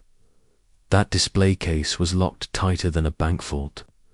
Poirot turned, his moustache twitching slightly as a faint smile played on his lips. "Mon ami, it is not the lock. That is the mystery, but the minds of those who surround it. A lock, it can be opened with a key, a tool, or even a clever ruse. But the human heart, that is where the true secrets lie. We must uncover the alibis of our suspects, Hastings, and in their words, we shall find the lies." The task at hand was clear. Poirot would interrogate each of the primary suspects: Lord Ashford, Lady Evelyn, Clara, Viscount Marlowe, Miss Beatrice Lane, and Mr. Grayson, to establish their whereabouts during the gala's fateful blackout when the emerald vanished. The drawing-room, with its velvet drapes and gleaming chandelier, became the stage for these interviews, each guest summoned one by one to face the detective's piercing gaze. Lord Ashford's alibi first. To be called was Lord Reginald Ashford, himself the beleaguered patriarch of the estate. He entered the room with a weary shuffle, his broad shoulders slumped under the weight of his troubles. His face, lined with the strain of financial ruin, bore the marks of a man who had once commanded respect, but now clung to the remnants of his pride. He wore a tweed jacket, slightly frayed at the cuffs, and his grey hair was dishevelled, as though he had run his hands through it repeatedly. "Monsieur Poirot," Lord Ashford began, sinking into an armchair, "I assure you I had no hand in this dreadful affair. The Ashford emerald is my family's legacy. To lose it is unthinkable." Poirot nodded, his eyes never leaving Lord Ashford's face. Precisement, my lord, and yet it is gone. Tell me, where were you when the lights flickered and the emerald was taken?" Lord Ashford hesitated, his fingers drumming nervously. "On the armrest. I was in the ballroom, mingling with the guests. I had just finished speaking with Dr. Mortimer about the emerald's history when the lights went out. I stayed where I was, waiting for the power to return. Surely someone must have seen me there." Poirot tilted his head, his expression unreadable. "And did you, perhaps, step away from the ballroom at any point before the blackout, to check on the emerald, pater?" "No, no," Lord Ashford said quickly, too quickly. "I was with the guests the entire time. I had no reason to go near the display room." Poirot made a small note in his mind, observing the slight tremor in Lord Ashford's voice. The man's financial distress was well known, whispered about. In London's high society, the sale of the emerald could erase his debts, restore his standing. But had he the nerve to steal his own heirloom? Poirot filed the thought away, dismissing Lord Ashford with a polite nod. "Mercy, my lord, that will be all for now." Lady Evelyn's contradiction next came Lady Evelyn Ashford, gliding into the room with the poise of a woman accustomed to commanding attention. Her crimson gown clung to her slender frame, and her dark hair was swept up in an elegant chignon, adorned with a single pearl pin. Her eyes, sharp and calculating, met Poirot's without flinching, but there was a tightness to her smile that betrayed her unease. "Lady Evelyn," Poirot began, his tone courteous but firm, "you were, I understand, the hostess of this splendid gala. Your presence must have been felt everywhere. Where were you when the emerald vanished?" Lady Evelyn's laugh was light, almost musical, but it carried a brittle edge. "Why, Monsieur Poirot, I was in the ballroom, of course, ensuring our guests were entertained. I was speaking with Lady Margaret and the Duchess of Claremont when the lights went out. I stayed there, calming everyone until the lights returned." Poirot raised an eyebrow, his fingers brushing the edge of his moustache. "The ballroom, you say? And yet a maid, Miss Ellen, I believe, mentioned seeing you near the corridor leading to the display room shortly before the blackout. How do you explain this, madame?" Lady Evelyn's smile faltered, and for a moment her composure wavered. "The maid must be mistaken," she said, her voice cool but strained. "I may have stepped into the corridor briefly to check on the staff, but I assure you I was nowhere near the display room." Poirot's eyes gleamed with interest. "A brief step into the corridor, you say, and yet the display room is but a few paces from there. A curious coincidence, Nan." Lady Evelyn's fingers tightened around the fan she held, her knuckles whitening. "I resent the implication, Monsieur Poirot. I had no reason to steal my own jewel." Poirot inclined his head, his expression inscrutable. "Of course, madame, I seek only the truth. You may go." As Lady Evelyn swept out of the room, her head held high, Poirot turned to Hastings. "The lady protests, perhaps too much. Her alibi is weak, and the maid's testimony is troubling. We must keep a close eye on Lady Evelyn." Clara's muddy shoes, Clara Ashford, was next, her entrance marked by a defiant toss of her auburn hair.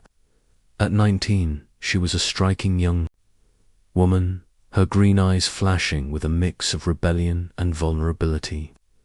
She wore a simple navy dress, a stark contrast to her mother's elegance, and her boots were scuffed, as though she had little care for appearances.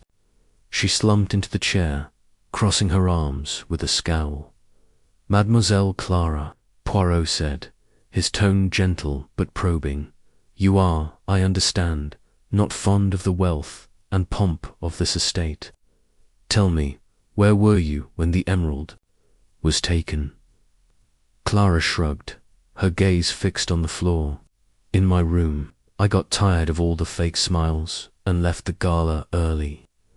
When the lights went out, I was reading." "That's it." Poirot's eyes narrowed slightly. "Reading, you say? And yet, Hastings and I noticed something curious this morning. Your shoes, mademoiselle, they are caked with mud, the same rich earth we found in the garden near the display room. How do you explain this?" Clara's cheeks flushed, but she met Poirot's gaze with defiance. "I went for a walk earlier in the evening, before the gala.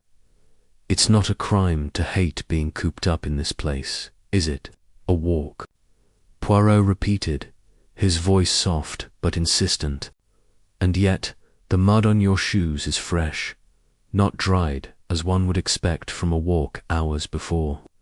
You were, perhaps, in the garden during the gala." Clara's jaw tightened and she leaned forward, her voice low. "I didn't steal the emerald. If that's what you're getting at, I don't care about that stupid jewel. Maybe I was in the garden, maybe I wasn't, but I wasn't near the display room." Poirot studied her for a moment, noting the fire in her eyes and the slight tremble in her hands. "Very well, mademoiselle, but the truth, it has a way of revealing itself. You may go." As Clara stormed out, Hastings shook his head. "She's a fiery one, Poirot. Do you think she's hiding something?" "Most certainly, mon ami," Poirot replied, tapping his temple. "But is it the theft of the emerald, or something else entirely? The mud on her shoes is a clue, but to what, I am not yet certain." Viscount Marlowe's debts Viscount Henry Marlowe entered with the easy charm of a man who knew his smile could open doors. His tailored suit was impeccable, his blonde hair swept back, and his blue eyes sparkled with a hint of mischief. But Poirot, ever observant, noted the faint lines of strain around Marlowe's mouth, the telltale signs of a man living beyond his means. "Monsieur le Vicomte," Poirot began, "you are a guest here, a man of reputation. But I have heard whispers of your troubles, gambling debts. Where were you when the emerald vanished?" Marlowe's smile didn't waver, but his eyes flickered with unease. "Gambling debts? Oh, come now, Poirot. You know how gossip spreads. I was in the card room, playing bridge with Sir Thomas and a few others. When the lights went out, I stayed put, joking about the bad luck of it all." Poirot leaned forward, his voice deceptively mild. "And yet, monsieur, the card room is close to the corridor leading to the display room. A man as quick as you could have slipped away in the darkness, Nan." Marlowe laughed, but it sounded forced. "You flatter me, Poirot. I'm not that nimble. Besides, why would I risk my reputation for a jewel, no matter how valuable?" Poirot's moustache twitched. "A man with debts might see a jewel as a way to freedom. We shall see, monsieur. You may go." As Marlowe left, Hastings frowned.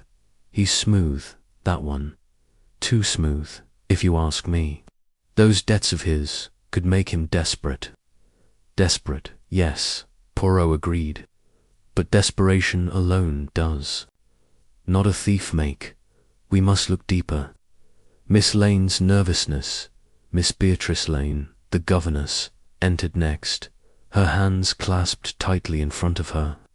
Her plain grey dress and severe bun did little to hide her unease, and her eyes darted nervously around the room.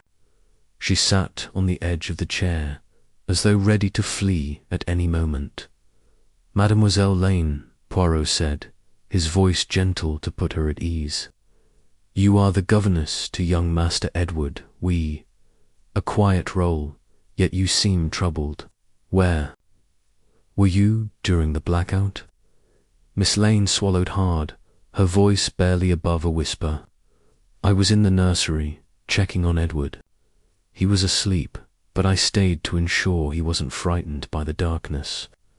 Poirot's eyes softened, but his questions remained sharp. The nursery is on the second floor, far from the gala. And yet, you seem to know much about the events of the evening. Did you, perhaps, see something unusual? Miss Lane's hands trembled, and she shook her head. No, nothing. I was with Edward. I didn't see anything. Poirot leaned back, his fingers steepled. And yet, mademoiselle, your nervousness suggests otherwise. A governess, she is observant, Nan. If you saw something, even a small thing, it could help us find the truth. Miss Lane's eyes filled with tears, but she shook her head again. I don't know anything, Monsieur Poirot. Please, I just want to do my job. Poirot dismissed her gently, but his mind was racing. She hides something, Hastings, he said as the door closed behind her. Her fear is real, but is it? Fear of discovery, or fear of something or someone else? Mr. Grayson's stoicism, finally. Mr. Grayson, the butler, entered with the same measured dignity he brought to every task. His black suit was pressed to perfection, his face a mask of calm professionalism. He stood rather than sat, his hands clasped behind his back, awaiting Poirot's questions.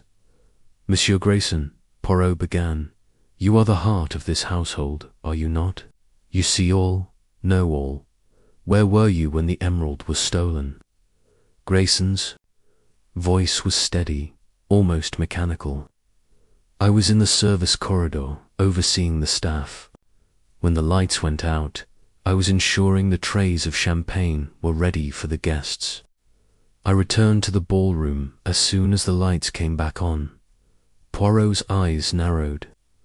The service corridor is near the display room. We and you, as butler, have access to every part of the estate, including the keys to the display case. Grayson's expression didn't change. I have access to many keys, sir, but I had no reason to approach the display case. My duty was to the guests. Poirot nodded slowly. Your duty, yes. And yet, a man as meticulous as you would notice anything out of place. Did you see anything unusual that night? Grayson hesitated, just for a fraction of a second, but Poirot caught it. Nothing, sir. The evening was chaotic, but I saw nothing related to the theft. Poirot dismissed him with a wave, but his mind was alight with suspicion. The butler, Hastings, he said softly. He is too perfect, too controlled. Such a man hides much behind his calm. The web of lies as the interviews concluded. Poirot paced the drawing room, his mind a whirlwind of details. Each suspect had an alibi, but each alibi was flawed, tainted by contradictions or suspicious behavior. Lady Evelyn's presence near the display room, Clara's muddy shoes, Marlowe's debts, Miss Lane's fear. Grayson's access every piece pointed to a truth just out of reach. Hastings, ever practical, broke the silence. Poirot, they can't all be guilty, can they? Someone must have done it, but how do we sort through this mess? Poirot stopped pacing, his eyes gleaming with determination. We sort, mon ami, by looking not at what they say, but at what they do not say. The truth lies in the gaps, in the silences. Lady Evelyn's lie about the corridor, Clara's muddy shoes, Marlowe's charm, Miss Lane's fear, Grayson's calm, they all point to a larger picture. We must find the thread that ties them together. He paused, his gaze drifting to the window, where the mist was beginning to lift. And we must return to the garden, Hastings. The footprint, the broken latch, They are not accidents. They are part of the thief's plan, and we shall uncover it. As the day wore on, Poirot's investigation deepened. He requested the estate's blueprints, studying the layout of the display room and its surrounding corridors. He examined the guest list, noting who had been near the ballroom and who had been absent during the blackout. He spoke with the maid, Miss Ellen, who confirmed her sighting of Lady Evelyn but admitted she hadn't seen her enter the display room. He questioned the footman, who reported nothing unusual, though one mentioned hearing a faint rustling in the garden just before. The lights went out. The more Poirot learned, the more he realized the theft was not a simple act of greed but a carefully orchestrated plan, one that relied on misdirection and intimate knowledge of the estate. The cryptic note, "The truth lies in shadow," echoed in his mind, a clue to the thief's mindset. Was it a literal shadow cast by the flickering lights, or a metaphor for the secrets hidden within the household?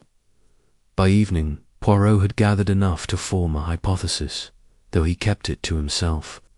He and Hastings retired to the library, where Poirot pored over his notes, his pencil tapping rhythmically against the page. "The alibis, Hastings," he said at last, "they are like a house of cards. One push, and they will fall. Tomorrow we shall push. The next steps, the following." Morning, Poirot requested a second round of interviews, this time focusing on specific details. He asked Lady Evelyn about the pearl pin in her hair, which matched a fragment found near the display room. She claimed it was a common design, but her unease grew. He questioned Clara about a scarf she'd been seen wearing earlier in the evening, one that was now missing. Could it have been used to wrap the emerald? Clara denied it, but her defiance seemed to waver. With Marlowe, Poirot pressed harder, revealing he'd learned of a London bookmaker who had threatened Marlowe over unpaid debts. Marlowe laughed it off, but his charm was wearing thin.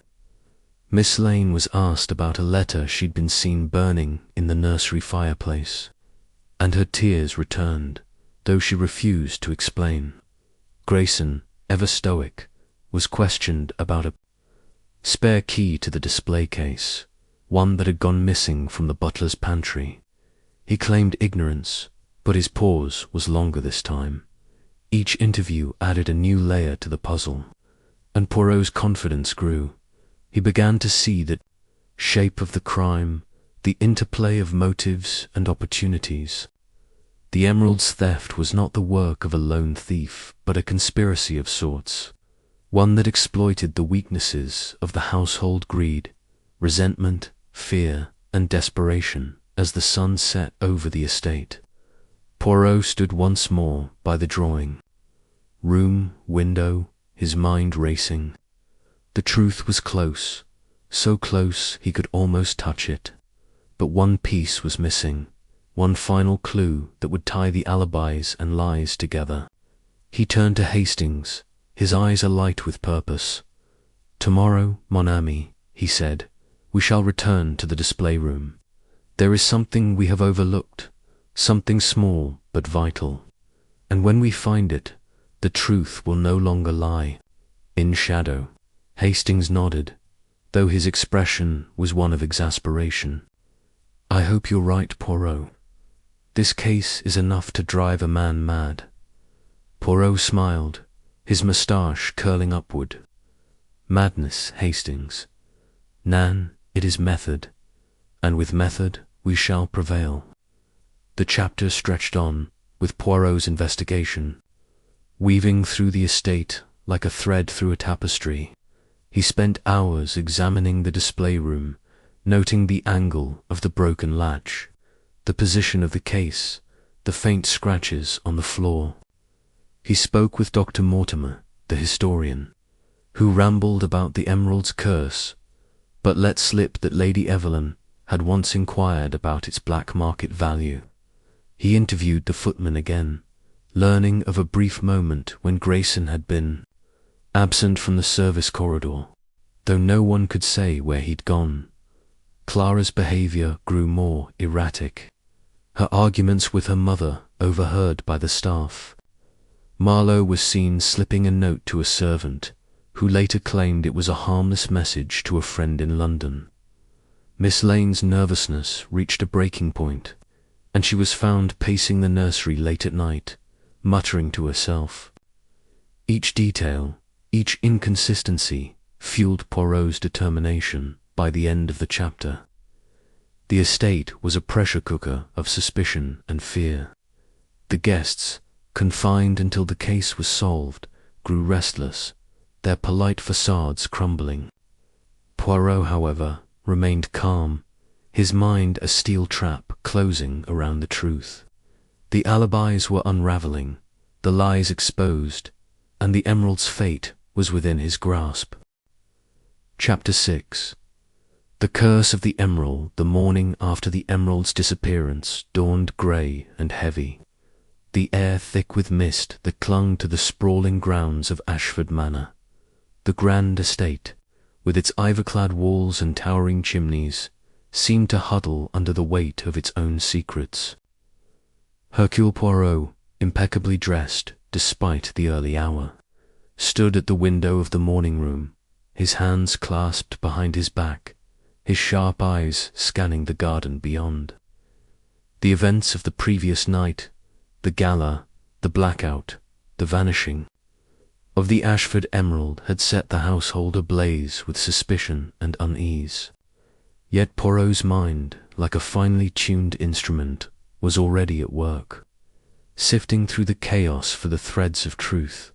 Captain Hastings, ever the faithful companion, entered the room with a tray of tea, his face etched with worry. "Poirot, old chap, this business is getting murkier by the minute. The police are poking about, the guests are on edge, and that blasted emerald is nowhere to be found. What do you make of it all?" Poirot turned, his moustache twitching slightly as he regarded Hastings. "Mon ami, it is precisely in the murk, as you call it, that we find clarity. The emerald, it is not merely a jewel, it is a mirror, reflecting the desires and fears of those who covet it, and this morning we shall learn more of its shadow." Hastings frowned, setting the tray down with a clink. "Shadow? You mean that cryptic note, 'The truth lies in shadow'? Sounds like something out of a Gothic novel." "Perhaps," Poirot said, his eyes gleaming, "but every note, every clue, is a piece of the puzzle.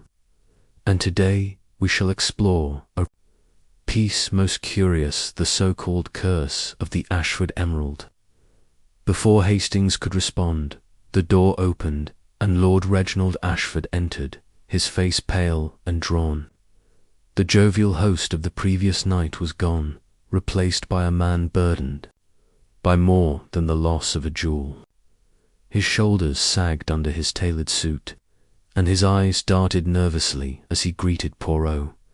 "Monsieur Poirot," he began, his voice low, "I owe you an explanation.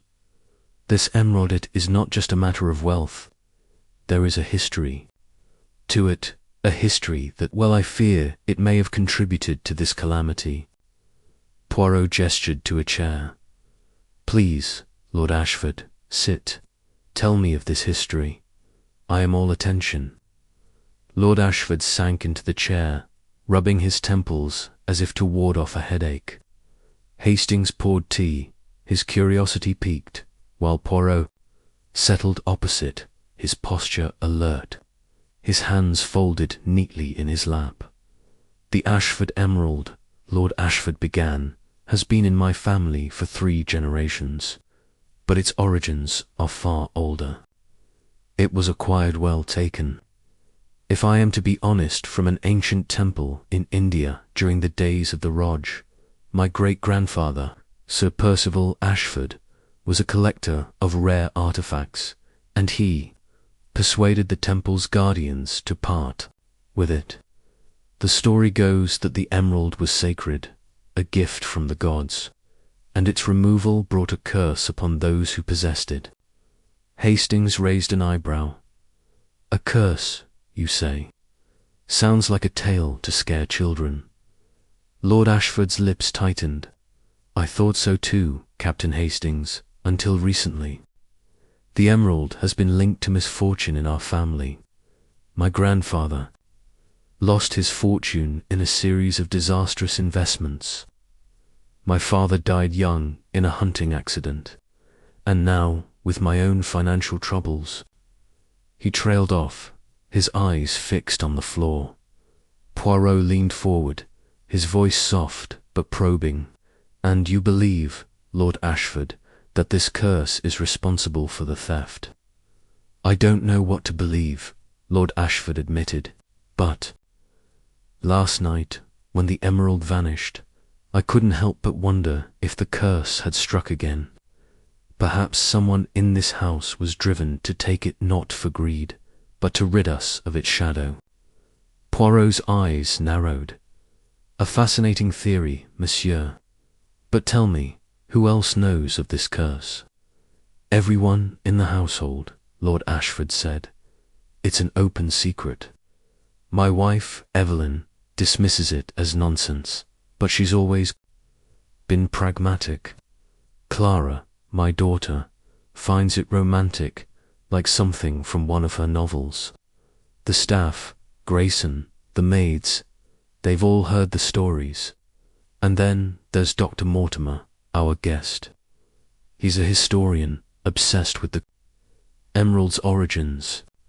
He's been studying it for weeks. Dr. Mortimer, Poirot repeated, his tone thoughtful.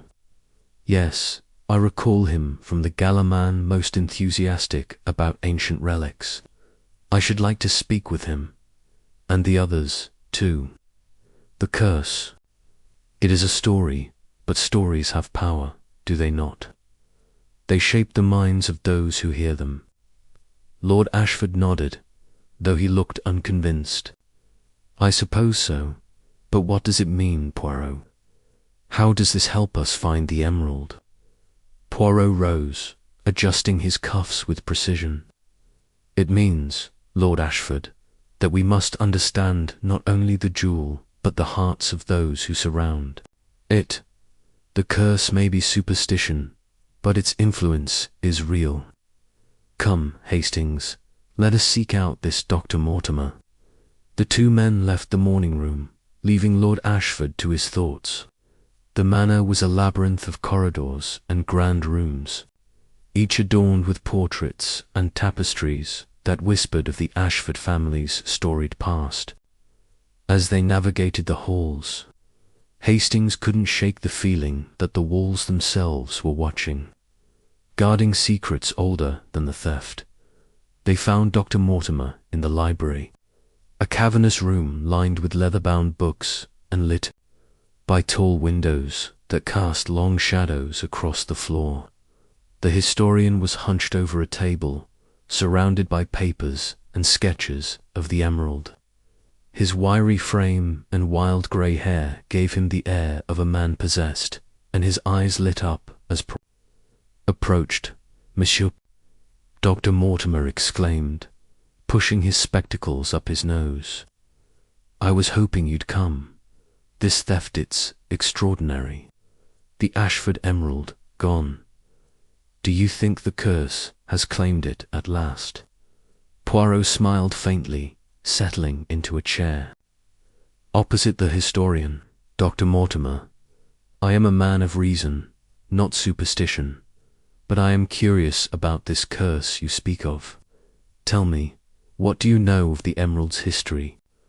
Dr. Mortimer's face lit up, and he launched into an animated explanation. The Ashford emerald, Monsieur Poirot, is no ordinary gem. It was carved from a larger stone, mined in the Deccan Plateau centuries ago, the temple from which it was taken dedicated to a goddess of fortune believed it held divine power. When Sir Percival took it, the priests warned that it would bring ruin to his line. And, well, look at the Ashfords' now debt scandal, and now this theft. Hastings, standing by the window, crossed his arms. Sounds like a convenient story to explain bad luck. Jewels don't curse people, Doctor. Dr. Mortimer's eyes flashed. Oh, but they do, Captain. Not in some mystical sense, perhaps, but psychologically. The emerald's history weighs on the mind. It drives people to obsession, to desperation. I've seen it in Lord Ash's eyes, in Lady Evelyn's ambition, even in young Clara's defiance. The jewel is a catalyst for chaos. Poirot tilted his head, his expression unreadable. And you, Dr. Mortimer, what is your interest in this chaos? You have studied the emerald closely, Nan. Perhaps you know more of its disappearance than you say. The historian's face reddened. Me. I'm a scholar, not a thief. My interest is purely academic. I've been cataloguing the emerald's provenance. Its inscriptions, did you know, it bears a Sanskrit rune, barely visible. It translates to shadow of fate. Eerie, isn't it? Most eerie, Poirot agreed, though his tone suggested skepticism. And where were you, Doctor, when the lights went out last night? Dr. Mortimer hesitated, then gestured to his papers. Here, in the library, I was reviewing my notes. The gala was too noisy for serious work. I heard the commotion when the emerald vanished, but I stayed put. No one can confirm it. I'm afraid was alone. Poirot nodded, his fingers tapping lightly on the arm of his chair. Alone, a most convenient alibi, or perhaps the least convenient. We shall see. Tell me, Doctor, have you shared your theories about the curse with the other guests? Oh yes, Dr. Mortimer said eagerly. Lady Evelyn scoffed. Of course, she's all about appearances. Clara was fascinated, though she tried to hide it. Viscount Marlowe made a joke about it, but I could tell he was uneasy. And Miss Lane, the governess, she went pale when I mentioned the curse. Odd, don't you think? Very odd, Poirot murmured. Thank you, Dr. Mortimer. You have been most illuminating. As they left the library, Hastings shook his head. What a character. All that talk of curses and runes, it's nonsense. Poirot, the emerald was stolen by someone in this house, not some ancient deity. Poirot's eyes twinkled. Nonsense, perhaps, but useful nonsense, Hastings. The curse is a story, but stories reveal motives. Dr. Mortimer believes it, or wishes us to believe he does. And Miss Lane's reaction pale, you say. That is a detail worth pursuing. Their next stop was the drawing room, where Lady Evelyn Ashford was holding court. Her silk gown a stark contrast to the tension in her posture. She was surrounded by a small group of guests, including Viscount Marlowe, whose easy charm seemed strained, and Clara, who sat apart, her expression sullen. Miss Beatrice Lane, the governess, stood quietly in a corner, her hands clasped tightly, her eyes darting nervously. Lady Evelyn, Poirot said, bowing slightly. A moment, if you please. I wish to discuss this curse of which I hear so much, lady. Evelyn's laugh was sharp, like glass. Oh, Poirot, surely you don't believe in such fairy tales. The emerald is a jewel, nothing more. Its loss is a crime, not a supernatural event. Perhaps, Poirot said, his tone mild. But the mind, it is susceptible to stories.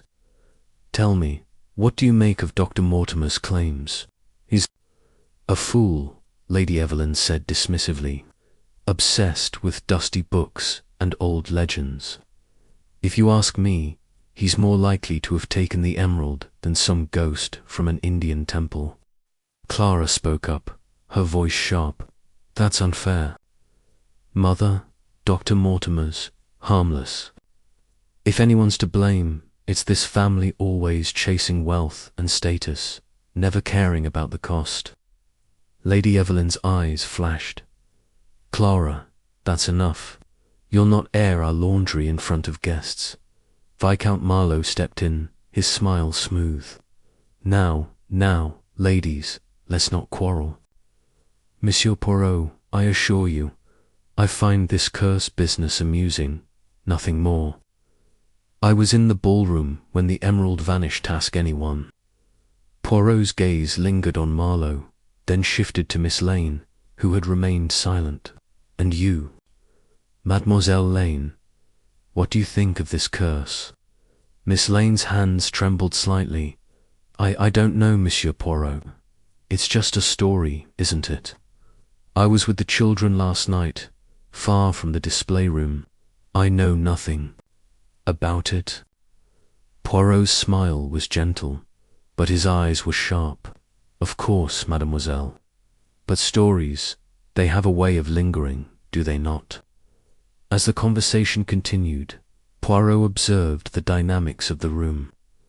Lady Evelyn's imperious control, Clara's defiance, Marlowe's calculated charm, and Miss Lane's quiet furor were pieces of the puzzle.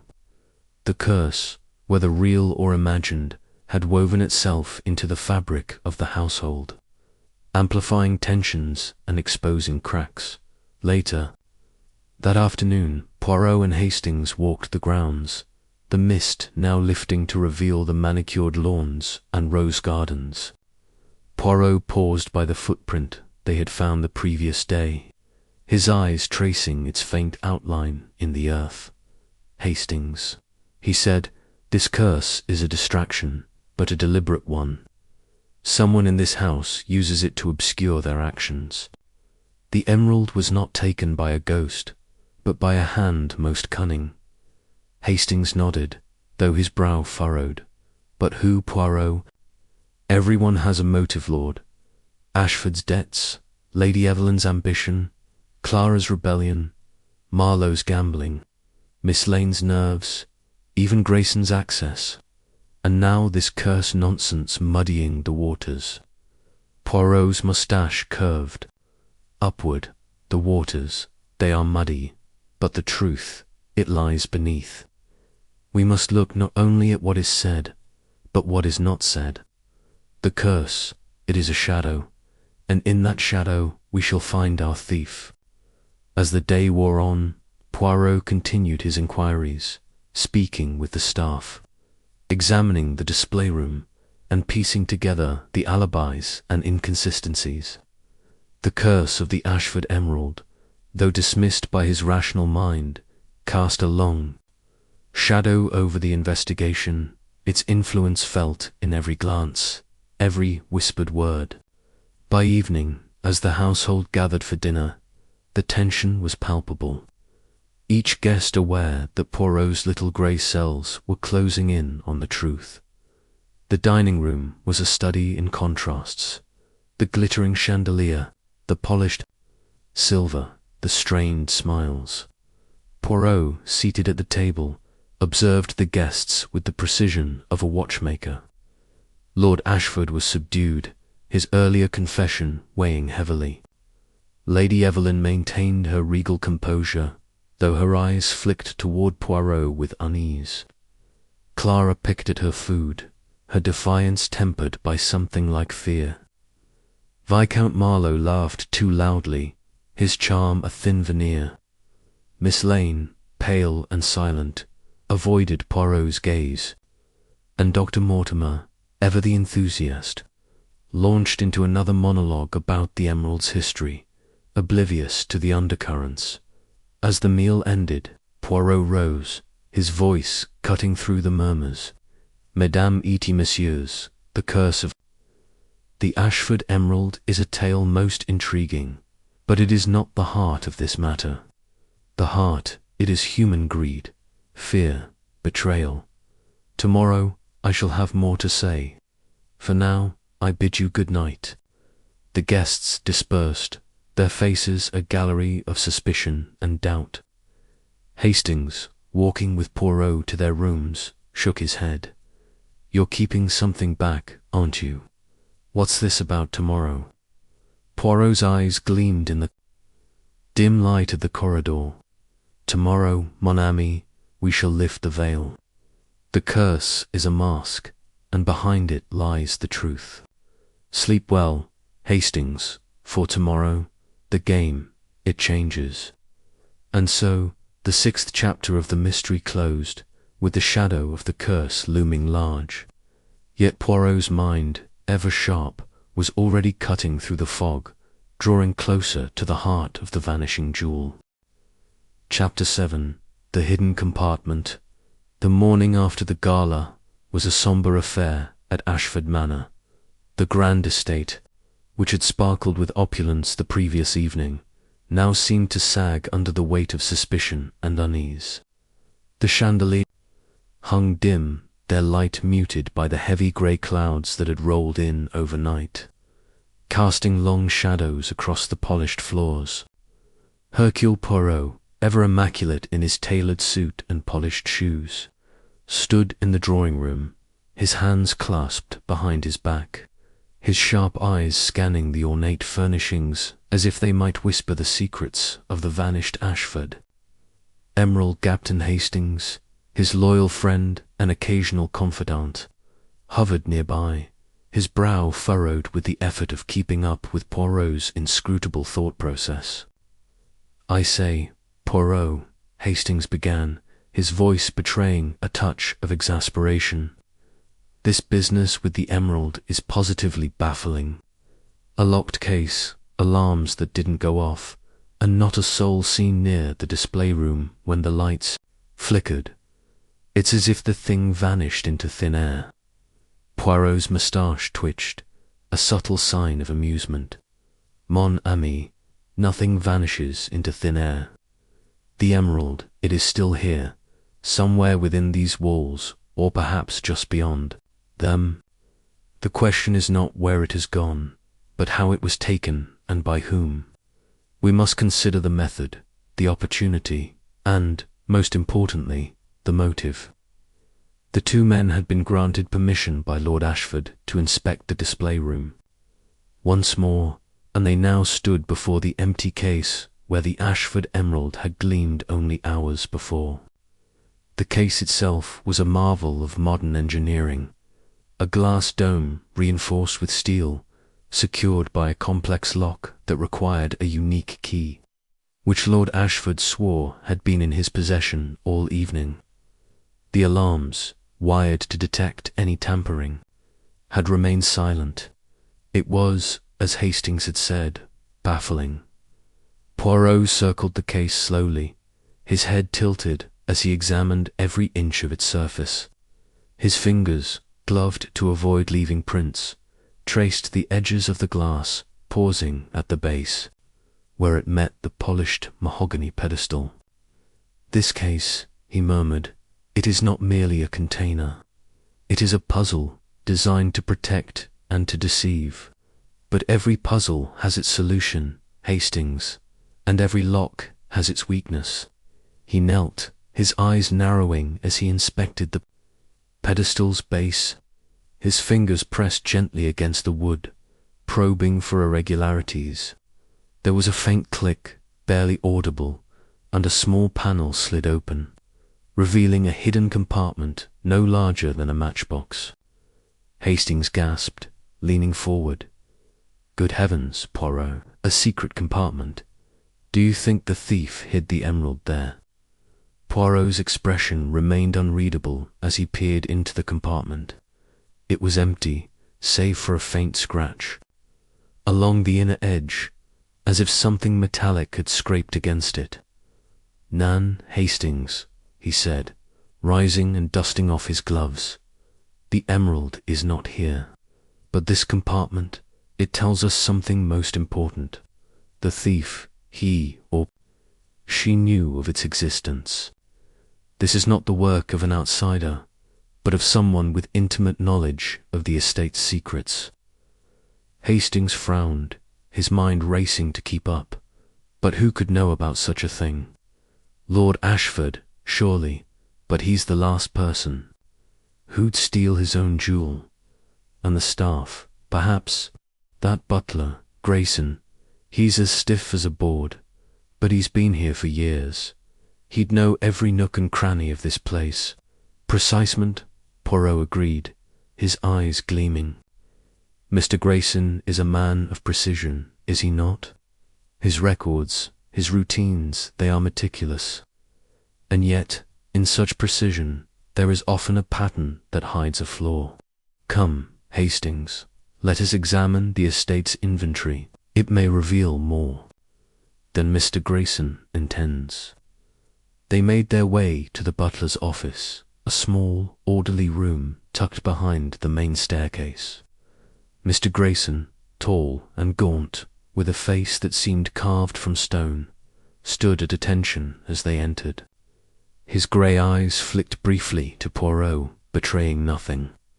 "Mr. Poirot, Captain Hastings," he said, his voice as measured as ever. "How may I assist you?" Poirot smiled, a disarming gesture that belied the sharpness of his mind. "Monsieur Grayson, you are the keeper of this house's secrets, are you not? The inventory, the schedules, the keys all pass through your hands. I wish to see the records of the display case and its contents. Every detail, if you please." Grayson inclined, his head, his expression unchanging. "Of course, sir, the records are here." He opened a leather-bound ledger, its pages filled with neat, precise handwriting. The display case was installed 3 months ago, designed by a firm in London. The lock was custom-made, and the key is kept in Lord Ashford's private safe. Only his lordship and I have access to it. Poirot's eyes scanned the pages, his finger pausing at an entry dated 2 weeks prior.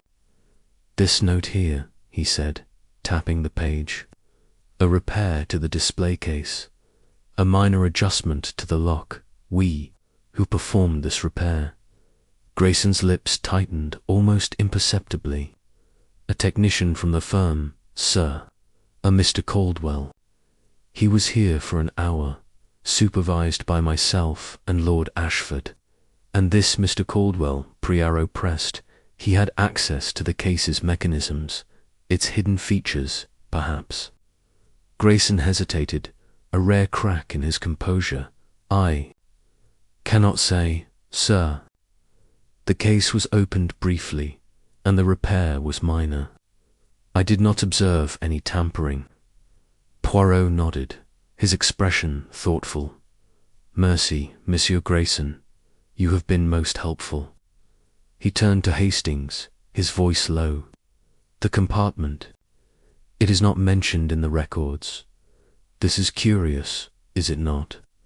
A feature so cleverly hidden, yet known to someone who used it to their advantage." As they left the butler's office, Hastings was practically bursting with questions. "Poirot, do you think Grayson's involved?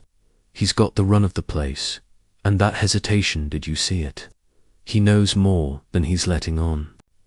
"Patience, Hastings," Poirot cautioned, his eyes scanning the hallway as they walked. "Mr. Grayson is a man of habit, and habits are revealing, but we must also consider the others. The compartment suggests an inside job, but who among our suspects has the knowledge, the opportunity, and the nerve?" Their investigation was interrupted by a sudden commotion from the drawing-room. Raised voices echoed through the heavy oak doors, and Poirot quickened his pace, Hastings close. Behind, they entered to find Clara Ashford and Viscount Henry Marlowe in the midst of a heated argument. Clara's face was flushed, her dark eyes blazing, while Marlowe, usually so charming, looked pale and defensive. "You're a fool if you think I'd cover for you," Clara snapped, her hands clenched into fists. "I know what you're up to, Henry, and I won't be dragged into it." Marlowe raised his hands, his voice smooth but strained. "Clara, darling, you're mistaken. I've done nothing but try to help you and your family. Surely you don't believe I'd enough." Clara cut him off, turning on her heel, and storming toward the door. She nearly collided with Poirot, who stepped aside with a polite bow. "Miss Ashford," he said, his tone calm but probing, "you seem distressed. May I be of assistance?" Clara's eyes flicked to Poirot, then to Hastings, and finally back to Marlowe. "Ask him," she spat, gesturing at the Viscount. "Ask him about his debts, his promises, his lies." Without another word, she swept out of the room, leaving a tense silence in her wake. Poirot turned to Marlowe, his gaze piercing. "Monsieur le Vicomte, it seems you have much to explain. Miss Clara speaks of debts and promises. Care to enlighten us?" Marlowe ran a hand through his dark hair, his charm faltering. "It's nothing, Mr. Poirot, a misunderstanding. Clara's upset about the emerald, that's all. She's lashing out." Poirot's moustache twitched again, this time with a hint of skepticism. "A misunderstanding, you say? Yet Miss Clara is not one to make accusations lightly. Tell me, what is the nature of your connection with her?" Marlowe hesitated, his eyes darting to the door as if hoping for an escape. "We're friends," he said at last. "Close friends. She's confided in me about her frustrations with her family, her father's debts, her mother's ambitions. But I assure you, I've no part in this theft." Poirot nodded, his expression unreadable. "Very well, monsieur, but I advise you to be truthful. The truth, it has a way of revealing itself, and Hercule Poirot is never far behind." As Marlowe excused himself, Hastings leaned in, his voice low. "What do you make of that, Poirot?" "Clara and Marlowe. There's something going on there, isn't there? A romance, perhaps?" "Perhaps," Poirot mused, his eyes distant.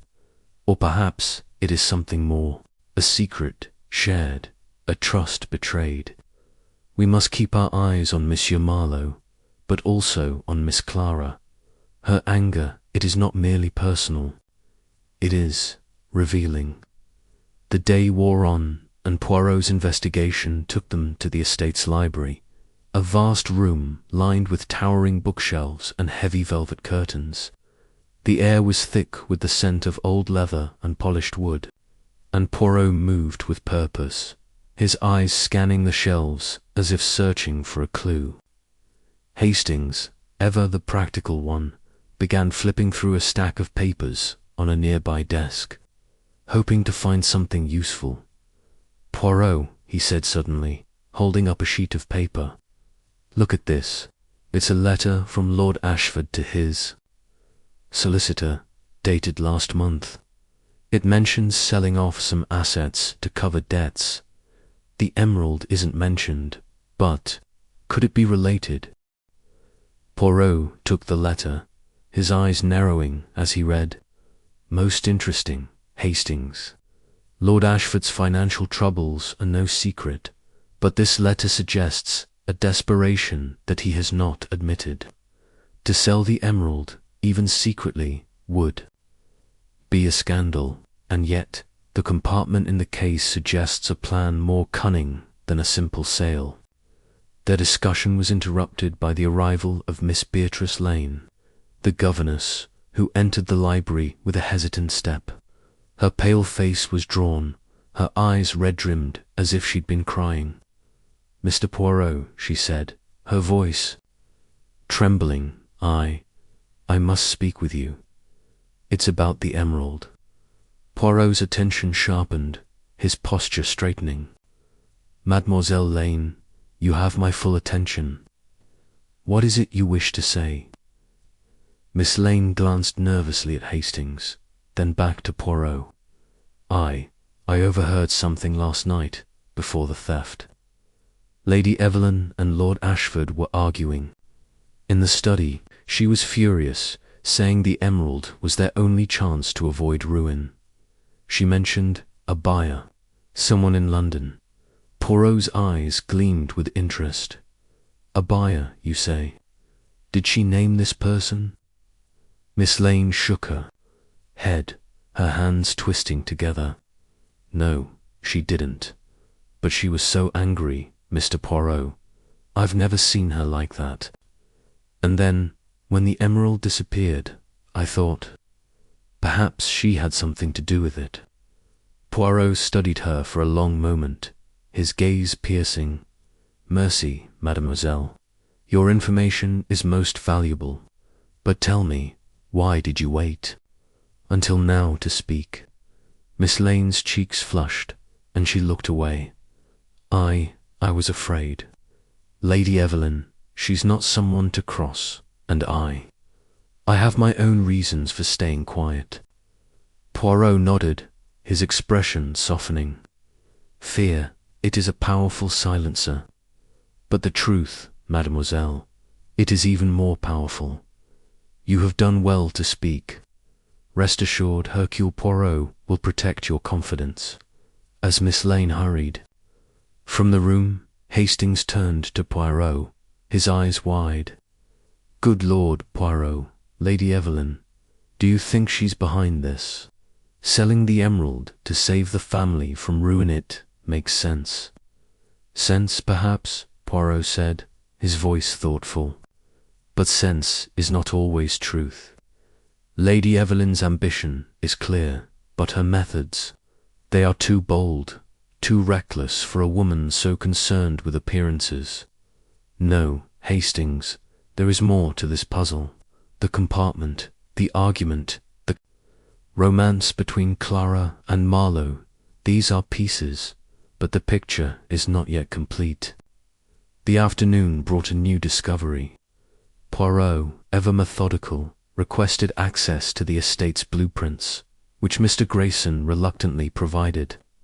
The plans revealed a network of hidden passages, a remnant of the manor's older days when secrecy was a matter of survival. One such passage ran behind the display room, its entrance concealed within a nearby closet. Poirot's eyes lit up as he traced the passage's path. Voila, he exclaimed. The thief he did not need to enter the room through the door. He came from within, using the passage to access the case. Hastings was incredulous. But who would know about these passages? Only someone who's lived here for years, surely. That points to Grayson or perhaps Lord Ashford himself. Or someone who has studied the house, Poirot counted. Someone with access to its secrets, perhaps through old records, or a family member. We must not discount Miss Clara, nor Lady Evelyn. And then there is Miss Lane, whose fear suggests she knows more than she is told. As evening fell, the atmosphere in the manor grew heavier. The guests, confined to the estate by Poirot's request and the ongoing investigation, moved about. Like ghosts, their conversations hushed and their glances wary. Poirot, however, seemed invigorated, his mind a whirlwind of connections and deductions. He spent the evening poring over Grayson's inventory records, noting every discrepancy, no matter how small. One entry caught his eye, a delivery of cleaning supplies, signed for by Miss Lane, included a small vial of oil that could be used to lubricate a lock or a hidden mechanism. Hastings, Poirot said, his voice low and intense, this oil, it is not for cleaning. It is for precision, for silence. The thief used it to ensure the compartment opened without a sound. Miss Lane, she is more involved than she claims. But why would she steal the emerald? Hastings asked, his mind struggling to keep up. She's just a governess, Poirot. What motive could she have? Motive, Hastings, is not always what it seems. Sometimes it is money, sometimes it is revenge, and sometimes it is love. We must learn more about Mademoiselle Lane's past. Her brother, perhaps the one whose death she mentioned so fleetingly. There is a story there, and it may lead us to the emerald. The day ended with Poirot standing alone in the display room, the empty case before him. The manor was silent now, its secrets locked within its walls.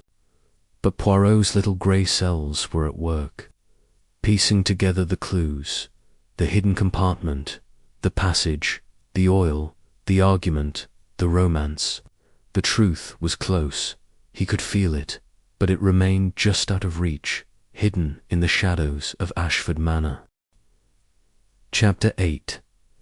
The midnight intruder, the Ashford estate, was cloaked in the stillness of the late hour. Its grand halls and opulent rooms swallowed by shadows. The gala, with its glittering chandeliers and clinking glasses, had long since faded into memory, leaving behind an eerie quiet that seemed to amplify every creak and whisper of the old house. Hercule Poirot, ever vigilant, had retired to his guest room, but found sleep elusive.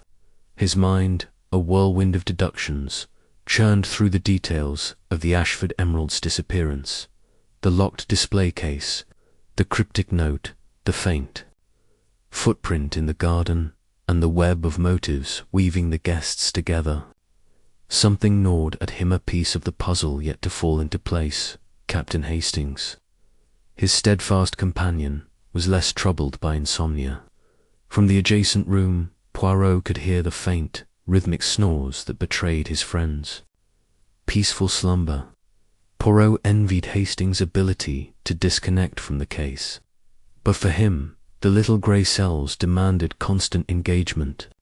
He sat at the small writing desk in his room, a single candle casting a flickering glow over his notebook, where he had scribbled observations about each suspect. Lord Ashford's financial ruin, Lady Evelyn's hunger for prestige, rebellious streak, Viscount Marlowe's gambling debts, Miss Lane's nervous reticence, Mr. Grayson's stoic precision, each held a thread of possibility, yet none formed a complete tapestry. A sudden noise, sharp and distinct, pierced the silence, a faint thud from somewhere below. Poirot's head snapped up, his moustache twitching as his senses sharpened. He extinguished the candle, plunging the room into darkness, and moved to the door, his steps silent on the plush carpet. The sound had come from the direction of the library, a vast room on the ground floor, filled with leather-bound tomes and heavy oak furniture. It was not the sort of noise one expected at this hour, not in a house already on edge from the theft of a priceless jewel. Poirot slipped into the corridor, his small frame moving with surprising agility. The hallway was dimly lit by wall sconces, their weak light casting long shadows that danced across the ornate wallpaper. He paused, listening. Another sound, a rustle, like pages turning or fabric brushing against wood. Someone was in the library, and they were not meant to be. He descended the grand staircase, his hand gliding along the polished banister, his eyes scanning for any sign of movement. The estate felt alive in its stillness, as if it were holding its breath, waiting for the next act in this unfolding drama. At the library door, slightly ajar, a sliver of moonlight spilled onto the floor. Poirot pressed himself against the wall, his heart steady but his mind racing. Whoever was inside was not merely browsing for a bedtime read. He pushed the door open just enough to slip inside, his eyes adjusting to the dimness. The library was a cavern of shadows, its high shelves looming. Like sentinels, moonlight streamed through the tall windows, illuminating motes of dust that floated lazily in the air. The room smelled of old leather and polished wood, but there was something else, a faint trace of lavender, a scent Poirot recognized but could not immediately place. A figure moved near the far end of the room, where a large mahogany desk stood beneath a portrait of Lord Ashford's grandfather. The figure was slight, dressed in dark clothing, and bent over the desk, rifling through drawers with quiet urgency. Poirot's eyes narrowed. He stepped forward, deliberately allowing his shoe to scuff against the floor. The figure froze, then spun around, a gasp escaping their lips. It was Miss Beatrice Lane, the governess, her pale face ghostly in the moonlight. Her hands clutched a small object, which she quickly tucked behind her back. Her eyes, wide with panic, locked onto Poirot's. "Monsieur Poirot," she stammered, her voice trembling.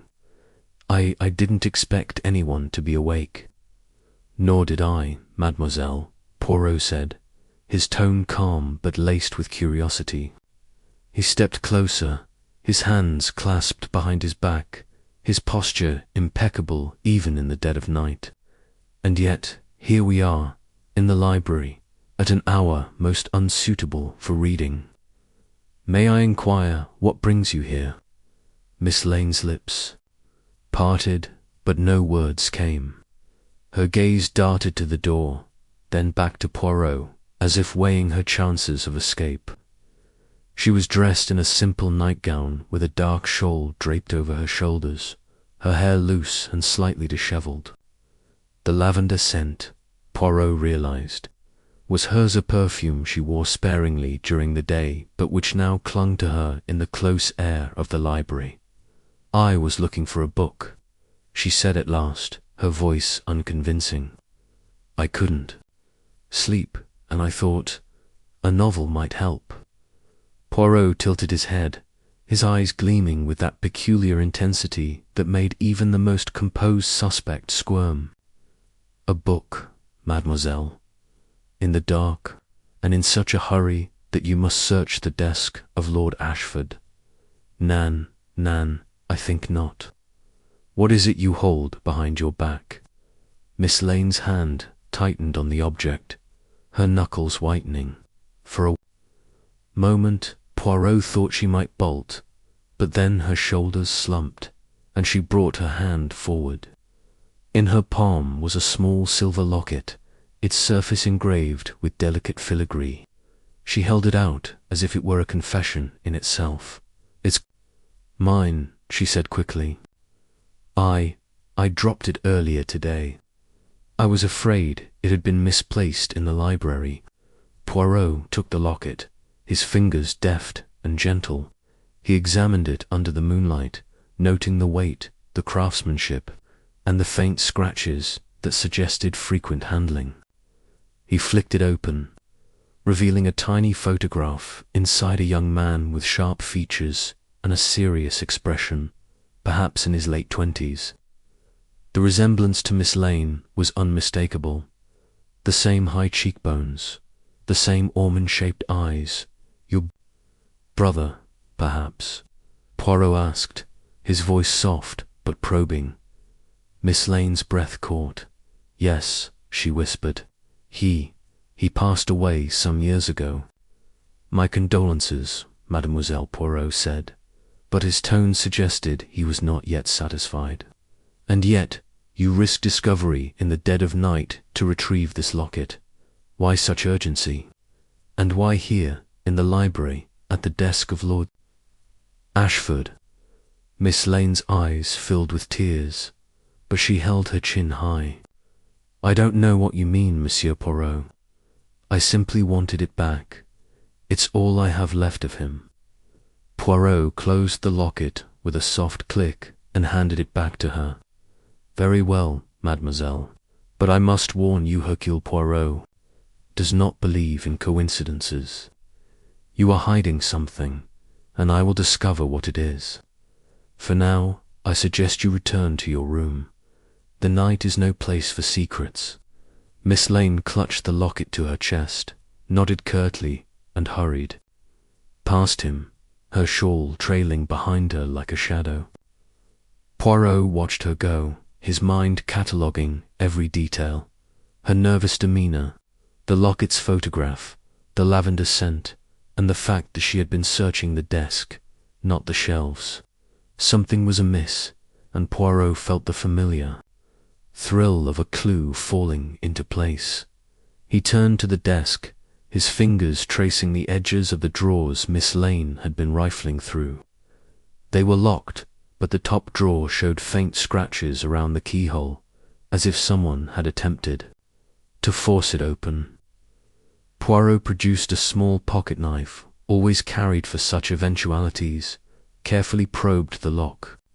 It gave way with a soft click, revealing a collection of papers, household accounts, letters, and a small leather-bound journal. Poirot flipped through the journal, his eyes scanning the neat handwriting. It appeared to be a record of the estate's daily operations, maintained by Mr. Grayson, the butler. Most entries were mundane deliveries, repairs, guest lists, but one caught Poirot's attention. Dated 6 months prior, it noted the arrival of a locksmith to repair the display case's lock. The entry was brief, but a name was mentioned. Thomas Lane. Poirot's moustache twitched. Thomas Lane, the same surname as Miss Beatrice Lane. Could this be her brother, the man in the locket? And if so, what connection did he have to the display case that had held the Ashford emerald? The plot, as Poirot was fond of saying, was thickening. He closed the journal and returned it to the drawer, locking it once more. The library was silent again, but the air felt charged with possibility. Poirot stepped to the window, peering out. At the garden below, the moonlight illuminated the neatly trimmed hedges and the path where he and Hastings had found the faint footprint earlier that day. He wondered if Miss Lane's nocturnal adventure was connected to that clue, or if it was yet another thread in the tangled web of this mystery. As he made his way back to his room, Poirot's thoughts turned to the other suspects. Lady Evelyn's dubious alibi, Clara's muddy shoes, Viscount Marlowe's debts, Mr. Grayson's meticulous records, all were pieces of a puzzle that refused to align. And now, Miss Lane's locket and her brother's name added a new dimension. Was she a victim of circumstance, or was she playing a deeper game? Back in his room, Poirot relit the candle and sat at the desk, his notebook open once more. He wrote, Miss Beatrice, Lane nervous, secretive, locket with photograph of brother, Thomas Lane. Connection to locksmith, who repaired display case. Motive unclear, but her actions suggest knowledge of the theft or fear of discovery. He paused, tapping his pen against the page. The Ashford emerald was more than a jewel. It was a catalyst, exposing the secrets and desires of those around it. Poirot leaned back, his eyes narrowing. The truth, he murmured, lies in shadow. But Hercule Poirot will bring it into the light. The candle flickered, casting shadows across the room, and Poirot knew that the night's discovery was only the beginning. The library, the locket, and Miss Lane's tears were clues, but the heart of the mystery remained elusive. He would need to observe, to question, and to think, always to think, until the final piece fell into place. The following morning, the estate buzzed with a nervous energy. Breakfast was served in the dining room, a grand affair with silver trays and porcelain cups, but the atmosphere was anything but festive.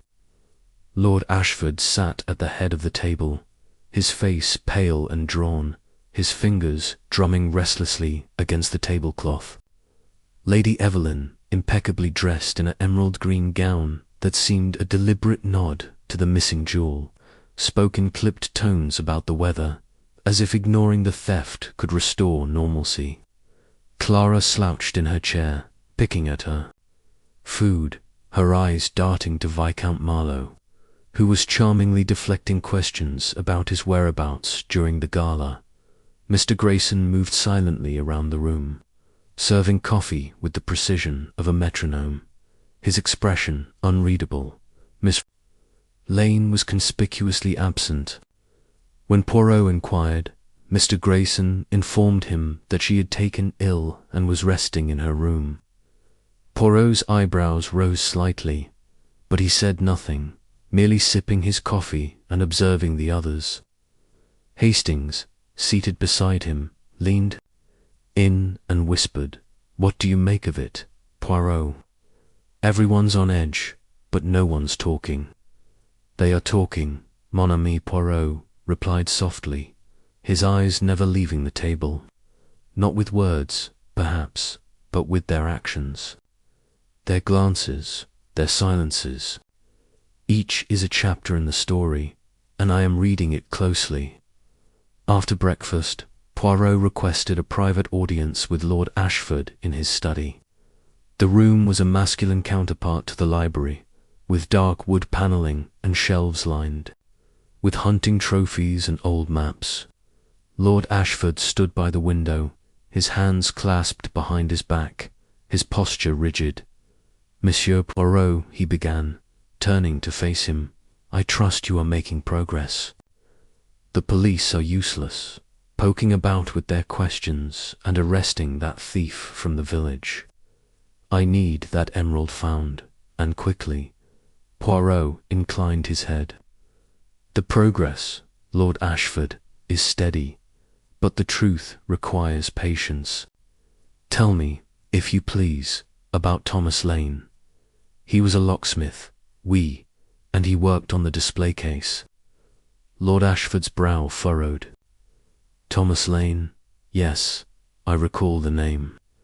He was recommended by a friend in London, repaired the lock last year after it jammed. Why do you ask? And this Thomas Lane," Poirot continued, ignoring the question. "He was a servant here before that, perhaps?" Lord Ashford hesitated, his eyes narrowing. "A servant? I don't believe so. Grayson would know, he keeps track of the staff. Why this interest in a locksmith?" Poirot smiled thinly. "It is my method, Lord Ashford, to be interested in everything. Even the smallest detail may illuminate the path to the truth." Leaving the study, Poirot sought out Mr. Grayson, who was polishing silver in the pantry. The butler's movements were methodical, almost meditative, but his eyes flicked up as Poirot entered, sharp and alert. "Monsieur Grayson," Poirot began, "you are a man of precision, Nan. Your records of the estate are impeccable. Tell me about Thomas Lane, the locksmith who visited 6 months ago." Grayson's hands paused, then resumed their work. "Thomas Lane," he said evenly, "a skilled worker, recommended by a colleague. He repaired the display case's lock. I have no further details. And was he ever employed here as a servant?" Poirot pressed. Grayson's lips tightened. "Not to my knowledge, sir. The staff records would confirm, but I can assure you, no one by that name has served in this household during my tenure." Poirot nodded, but his mind was elsewhere. Grayson's response was too precise, too controlled. The butler knew more than he was letting on, but confronting him now would yield nothing. Instead, Poirot decided to visit Miss Lane. Her room was on the 3rd floor, a modest space compared to the grandeur of the guest quarters. Poirot knocked softly, and after a moment, Miss Lane's voice, faint and strained, called, "Come in." She was seated by the window, her hands folded in her lap, the locket now hanging round her neck. Her eyes were red, as if she had been crying. But she met Poirot's gaze with a quiet defiance. "Mademoiselle," Poirot said, closing the door behind him, "we must speak frankly.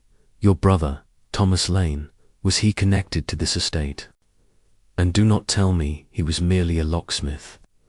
I see the truth in your eyes." Miss Lane's fingers tightened around the locket. "You're wrong, Monsieur Poirot," she said, her voice barely above a whisper. "Thomas was a locksmith, nothing more. He came here to fix the lock, and then he died. An accident, they said, I don't know anything about the emerald. An accident. Poirot's voice was gentle but insistent. And yet you searched the library in the dead of night, risking discovery. What were you looking for, mademoiselle? The truth about your brother's death, or something else? Miss Lane's composure cracked, and a sob escaped her. I don't know, she cried. I found a letter from Thomas, hidden in my things after he died. It said he'd discovered something here, something dangerous. He didn't say what, but he was afraid. I thought the library might hold answers, but I found nothing. Poirot's eyes softened, but his mind was racing. A letter, a dangerous secret, a death labeled an accident. The pieces were beginning to align, but the picture was still incomplete. He placed a hand on Miss Lane's shoulder, a rare gesture of comfort. Courage, mademoiselle, he said. You have given me a piece of the puzzle. Trust Hercule Poirot to find the rest. As he left her room, Poirot's thoughts turned to the display case. If Thomas Lane had repaired the lock, he might have discovered its secret compartment, the one Poirot had found the previous day. And if he had uncovered something dangerous, it could explain both his death and his sister's fear. But how did this connect to the emerald's theft? And who in this house of secrets was pulling the strings? The day passed in a flurry of interviews and observations. Poirot watched Clara and Viscount Marlowe exchange heated glances, their whispered arguments hinting at a deeper connection. He noted Lady Evelyn's increasing agitation, her sharp words to the staff betraying her strain. And he observed Mr. Grayson, always present, always watching, his calm facade as impenetrable as the locked display case. By evening, Poirot felt the weight of the mystery pressing down on him. He retired to the garden, seeking the clarity that came with solitude. The footprint he and Hastings had found was still visible, though rain had softened its edges. Poirot knelt beside it, his fingers tracing the outline. It was small, delicate, perhaps a woman's shoe. Clara's muddy shoes came to mind, but so did Miss Lane's nervous demeanour. And then there was Lady Evelyn, whose alibi was crumbling under scrutiny as the sun set, casting the estate in shades of crimson and gold. Poirot stood, his resolve hardening. The midnight intruder had revealed more than she intended, and the locket was a key perhaps, not to the emerald, but to a truth far darker. He would need to tread carefully, for the thief was cunning, and the stakes were higher than a stolen jewel. The night had brought him closer to the truth, but Hercule Poirot knew that the final revelation was yet to come. The Ashford emerald was out there, hidden in shadow, and he would find it no matter what secrets he had to uncover along the way. Chapter 9. The Red Herring. The morning after the midnight disturbance in the library. The air at Ashford Manor was thick with unease. The grand estate, with its ivy-clad walls and sprawling gardens, seemed to hold its breath as the investigation into the theft of the Ashford emerald deepened. Hercule Poirot, impeccably dressed as always, stood in the drawing-room, his hands clasped behind his back, his moustache twitching slightly as his sharp eyes surveyed the scene. Captain Hastings, ever the loyal companion, hovered nearby, his notebook open, scribbling observations with a furrowed brow. The news had broken at dawn. A local thief, one Tommy Rourke, had been apprehended by the village constable just outside the estate's borders. Rourke was a known figure in the criminal underbelly of the nearby town of Hereford, a wiry man, with a reputation for slipping into manor houses and making off with silver candlesticks or pearl necklaces. The constable, a stout man named Sergeant Brooks, had arrived at the manor with a triumphant air, announcing that Rourke had been caught with a sack of stolen goods though, crucially, the Ashford emerald was not among them. Poirot listened to the sergeant's report with a polite nod, his expression unreadable. The guests, gathered in the drawing-room, buzzed with a mixture of relief and scepticism. Lord Reginald Ashford, his face pale and drawn from the strain of the past days, leaned heavily on the arm of a velvet-upholstered chair. "This is excellent news, surely, Monsieur Poirot," he said, his voice tinged with hope. "If this Rourke is the thief, we can put this wretched business behind us." Lady Evelyn, resplendent in a burgundy gown despite the early hour, arched an eyebrow. "A common criminal, stealing the Ashford emerald. It seems rather pedestrian, don't you think?" Her tone was laced with disdain, though her eyes darted nervously toward Poirot, as if gauging his reaction. Clara Ashford, standing by the window with her arms crossed, let out a derisive snort. "Pedestrian or not, it's convenient. Too convenient, if you ask me." Her dark hair was slightly dishevelled, and her defiant posture suggested she was unimpressed by the morning's developments. Viscount Henry Marlowe, lounging on a settee with a glass of brandy despite the hour, flashed a charming smile. "Come now, Clara, let's not look a gift horse in the mouth. If this fellow's our man, we can all go back to enjoying the finer things in life." His casual tone belied the tension in his jaw, and Poirot's sharp gaze lingered on him for a moment longer than necessary. Miss Beatrice Lane. The governess sat quietly in a corner, her hands folded tightly in her lap. Her pale face was a mask of anxiety, and the locket she had dropped in the library the previous night was conspicuously absent from her neck.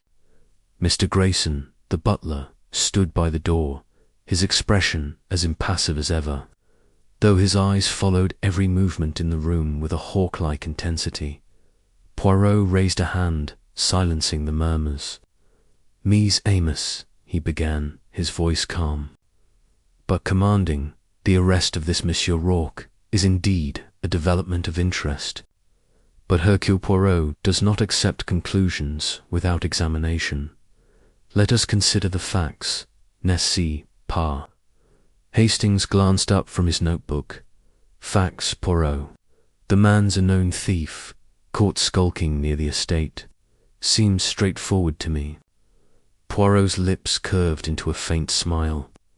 "Monsieur Hastings, simplicity is often the cloak of deception. Come, let us visit this Sergeant Brooks and inspect the evidence for ourselves." The two men made their way to the village, a short drive from the manor in Lord Ashford's chauffeured Rolls-Royce. The village of Hereford was a quaint affair, with cobblestone streets and a small police station that looked more like a cottage than a bastion of law enforcement. Inside, Sergeant Brooks greeted them with a hearty handshake, his moustache bristling with pride. "Got him dead to rights, Mr. Poirot," Brooks said, leading them to a cluttered back room where Tommy Rourke sat handcuffed to a chair. Rourke was a wiry man in his 30s, with a sharp face and shifty eyes that darted between Poirot and Hastings. A sack of stolen good silver spoons, a gold pocket watch, and a pair of sapphire earrings lay on a table nearby. Poirot examined the items with a delicate touch, his gloved fingers tracing the edges of the watch. "Monsieur Rourke," he said, turning to the prisoner, "you are, I understand, a man of some reputation in these parts. Tell me, how did you come to be near Ashford Manor last night?" Rourke smirked, though his bravado faltered under Poirot's piercing gaze. "Just passing through, Gov. Wrong place, wrong time, that's all. And these items," Poirot gestured to the sack, "they too were simply passing through your possession." Rourke shrugged, found M. "Ain't no crime in finding things." Hastings snorted, "Found them, in a sack, conveniently hidden in a hedge. Poirot raised a hand to quiet his friend. Sergeant Brooks, where precisely was Monsieur Rourke apprehended? By the old oak at the edge of the estate, sir, Brooks replied.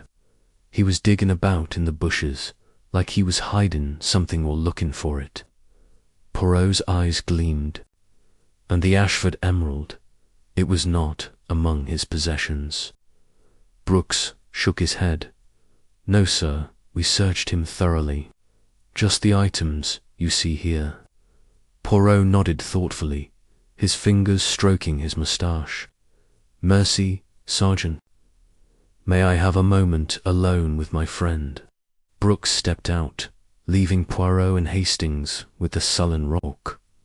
Poirot paced slowly, his polished shoes clicking on the stone floor. Monsieur Rourke, he said, you are a thief, but you are not a fool. The Ashford emerald is no trinket to be fenced in a village pub. Its theft requires planning, finesse, a knowledge of the manor's security. These qualities, I think, are beyond your repertoire. Rourke bristled. You callin' me thick? I've nicked plenty in my time. Precisement, Poirot said, his tone sharp. You have stolen spoons, watches, earrings of value, but not of legend. The Ashford emerald is a prize that demands a mastermind, not a petty crook. Tell me, were you paid to be here? To play the role of the scapegoat? Rourke's eyes widened, and for a moment, fear flickered across his face. I don't know what you're on about, he muttered, but his voice lacked conviction. Poirot leaned closer, his voice low and intense. The truth, Monsieur Rourke. It is a currency more valuable than any jewel. Speak, and perhaps Hercule Poirot can ensure your sentence is lighter. Rourke hesitated, then slumped in his chair. All right, Gouv. I wasn't after no emerald. Someone slipped me a few quid to be seen near the manor. Mackin' a ruckus. Said it'd draw attention, keep the coppers busy. Didn't say nothin' about no jewel, though. Poirot's eyes narrowed. And this someone, did they give a name? Rourke shook his head. Didn't see their face. Note came under my door, with cash. Said to be at the Oak by midnight, make a show of it. Hastings frowned. A set-up, Poirot. Someone wanted Rourke to take the fall. Exactement, Poirot said, straightening. This Rourke is, as you say in English, a red herring. A distraction to divert our attention from the true thief. Back at the manor, Poirot gathered the guests once more in the drawing-room. The atmosphere was tense, with each suspect eyeing the others warily. Lord Ashford mopped his brow with a handkerchief. Lady Evelyn sipped a glass of sherry with studied nonchalance, and Clara paced like a caged animal. Viscount Marlowe toyed with a cigarette case, while Miss Lane's hands trembled slightly as she clutched a cup of tea. Mr. Grayson, as always, stood like a sentinel by the door. Monsieur Poirot, Lord Ashford began, what did you learn from this thief? Is he our man? Poirot raised a hand for silence. Monsieur Rourke is a thief, but he is not our thief. The Ashford emerald was stolen by someone with intimate knowledge of this house, its security, its secrets. Rourke was merely a pawn, paid to create confusion. The true culprit is among us. A gasp rippled through the room. Lady Evelyn's glass CLRCX against her saucer. Among us. Surely you don't mean to accuse one of us? Her voice was sharp, but her eyes betrayed a flicker of fear. Poirot's gaze swept the room. The theft of the Ashford emerald is a puzzle, mise, Amos, and every puzzle has its pieces. The broken latch, the footprint, the cryptic note, the hidden compartmental point to a plan executed with precision. And now, this Rourke, a convenient distraction. But Hercule Poirot is not so easily misled. Clara stepped forward, her eyes blazing. So who's behind it, then? Stop dancing around and tell us. Poirot's smile was enigmatic. Patience, Mademoiselle Clara.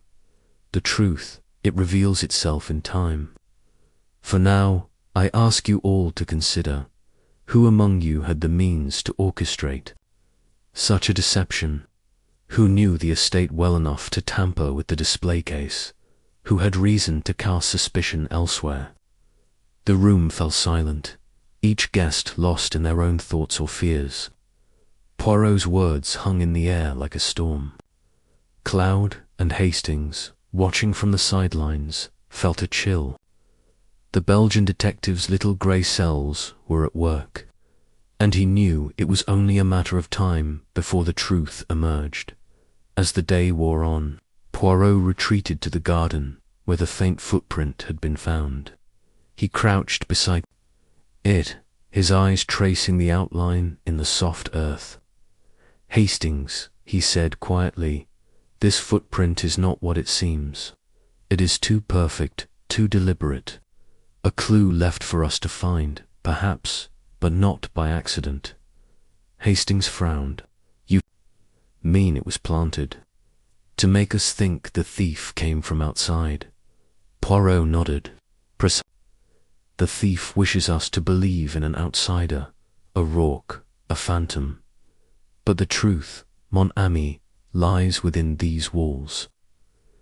The rest of the day passed in a flurry of activity. Poirot interviewed the staff, from the maids to the footmen, searching for any hint of complicity. He examined the display case again, noting the precision of the hidden compartment's mechanism. He pored over Mr. Grayson's inventory records, which showed no discrepancies beyond a missing set of keys that could have been used to create a duplicate for the display case.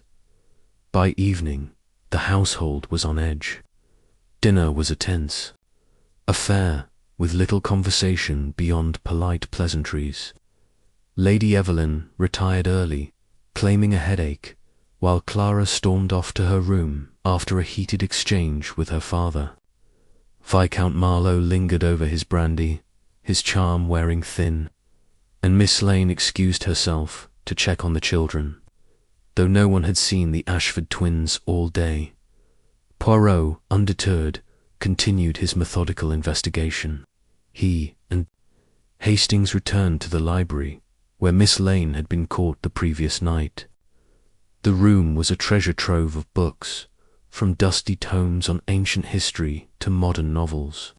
Poirot's eyes scanned the shelves, pausing on a volume of local folklore. He pulled it down, flipping through the pages until he found a passage about the Ashford Emerald's curse. "Listen, Hastings," he said, reading aloud. "The emerald, taken from a sacred temple, carries a curse that drives its possessors to ruin. Those who seek to claim it find only betrayal and despair." Hastings shivered.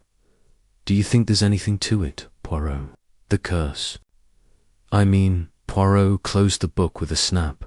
"None, mon ami. The only curse is that of human greed and deception. But this book, it reminds me that Emerald's history is known to all in this house. Someone has used that knowledge, perhaps to frighten, perhaps to mislead." As night fell, Poirot sat in his room, a small fire crackling in the grate. He spread his notes across a table, piecing together the puzzle. The footprint, the note, the locket, the compartment, Rourke's arrest, all were threads in a tapestry of deceit. He closed his eyes, letting his little grey cells work their magic. The next morning, Poirot summoned Sergeant Brooks to the manor. "Sergeant," he said, "I require your assistance. The items found in Rourke's possession, where did they come from?" Brooks scratched his head. "Well, sir, we traced him back to a burglary at the vicarage last month.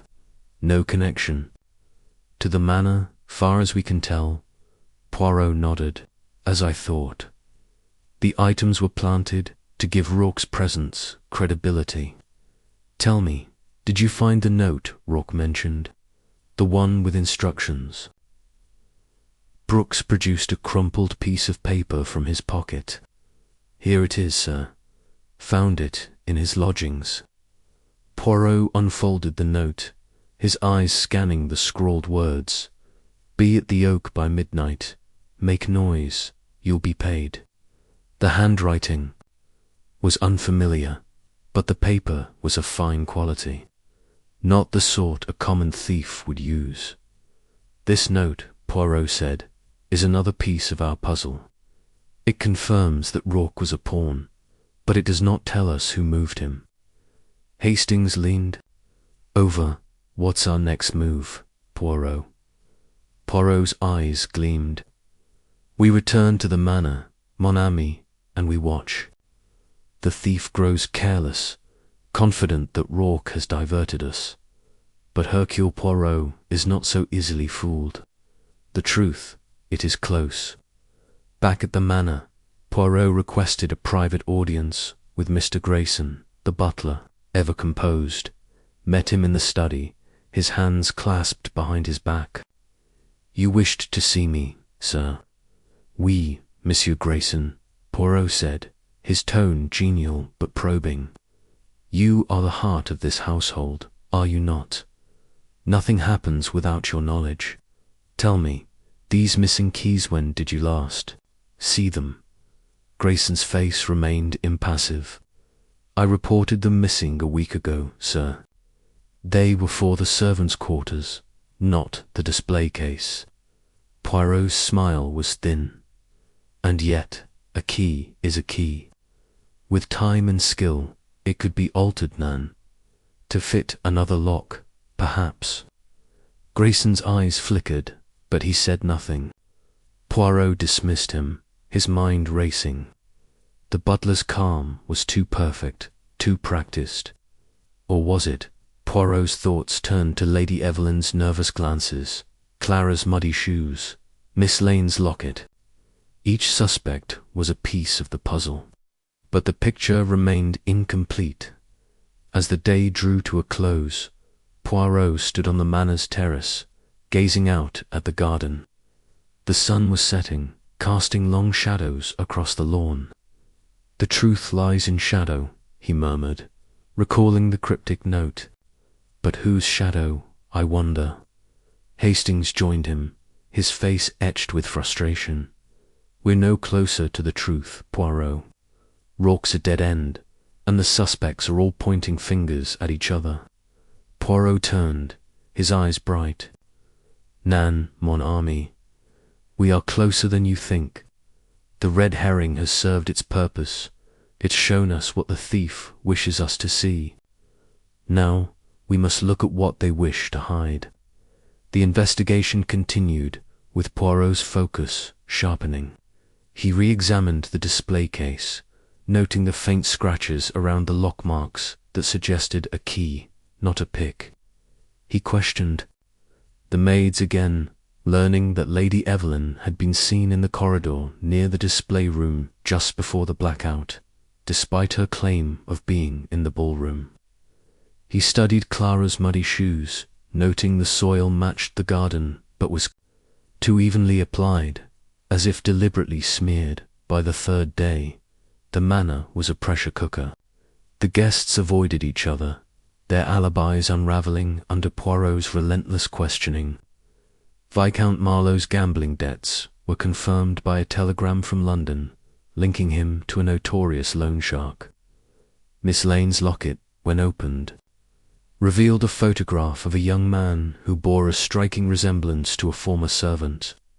Dismissed under mysterious circumstances, Lord Ashford's financial troubles were laid bare when Poirot uncovered a hidden ledger showing debts to half the banks in London, yet Poirot remained unsatisfied. The clues were mounting, but the truth eluded him. He paced the drawing room, his mind a whirl of possibilities. The footprint, the note, the locket, the compartment, the key. The red herring all pointed to a plan of breathtaking audacity. but who had the cunning to execute it? That night, Poirot sat by the fire, his notes spread before him. He closed his eyes, letting the pieces fall into place. The thief was clever, but not infallible. They had left clues, however subtle, and Poirot's mind was a net, catching every detail. The next morning, he gathered the household once more. "Mies Amos," he said, his voice steady. "The time for games is over. The Ashford emerald is still within these walls, and so is the thief. Tomorrow I shall reveal all. But for now, I ask you to reflect. What secrets do you hide? For Hercule Poirot sees all." The room erupted in protests, but Poirot raised a hand, silencing them. "Bonne nuit," he said, and retired to his room, leaving the suspects to stew in their guilt. As he prepared for bed, Poirot's mind was alight with certainty. The red herring had been exposed, but the true thief was still at large.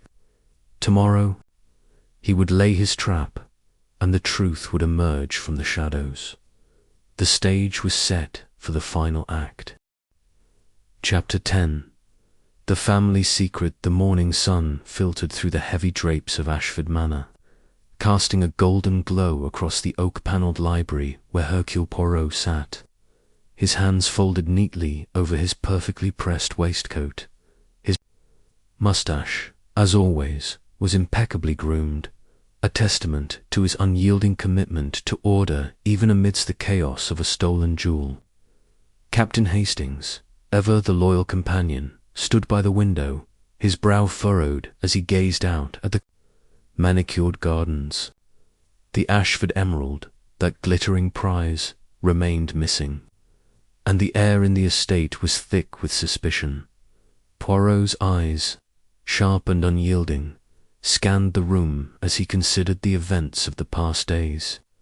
The broken window latch, the cryptic note, the secret compartment in the display, all pieces of a puzzle that refused to align. Yet his little grey cells were at work, sifting through the tangle of motives and alibis. The household was a cauldron of secrets, and Poirot sensed that the truth was closer than ever. Hidden in the shadows of the Ashford family itself, "Mon ami," Poirot said, turning to Hastings, "we are on the cusp of a revelation. The emerald, it does not vanish into thin air. It is here, in this house, and the one who took it is bound by more than greed. There is a secret, Hastings, a secret that ties the heart of this family to the crime." Hastings turned, his expression one of earnest confusion. "But Poirot, we've interviewed everyone. Lord Ashford's debts, Lady Evelyn's ambition, Clara's rebellion, Marlowe's gambling, Miss Lane's nerves, Grayson's stoicism. Everyone has a motive, but no one has the means. The case is impossible." Poirot's lips curved into a faint smile. "Impossible, Nan Hastings. The impossible is merely the possible that has not yet been understood. We must dig deeper into the roots of this family. The truth lies not only in what is said, but in what is hidden." The library door creaked open, and Mr. Grayson, the butler, entered with a silver tray bearing a pot of tea and a plate of delicate biscuits. His face was a mask of professionalism, but Poirot noted the slight tension in his shoulders, the way his eyes darted briefly to the bookshelf where Miss Lane had been caught the previous night. Grayson set the tray on the table and bowed. "Will there be anything else, sir?" Grayson asked, his voice as steady as ever. "Not at the moment, Monsieur Grayson," Poirot replied, his tone polite but probing. "But tell me, you have served the Ashford family for many years, Nan. You must know their ways, their secrets." Grayson's expression remained impassive. "I am a butler, Mr. Poirot.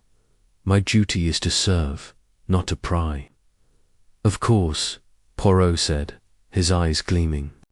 "But a man of your observation, he sees much, even when he does not wish to. Perhaps you have noticed tensions within the family." Grayson hesitated just for a moment before replying. "The Ashfords are a distinguished family, sir. Any tensions are private matters."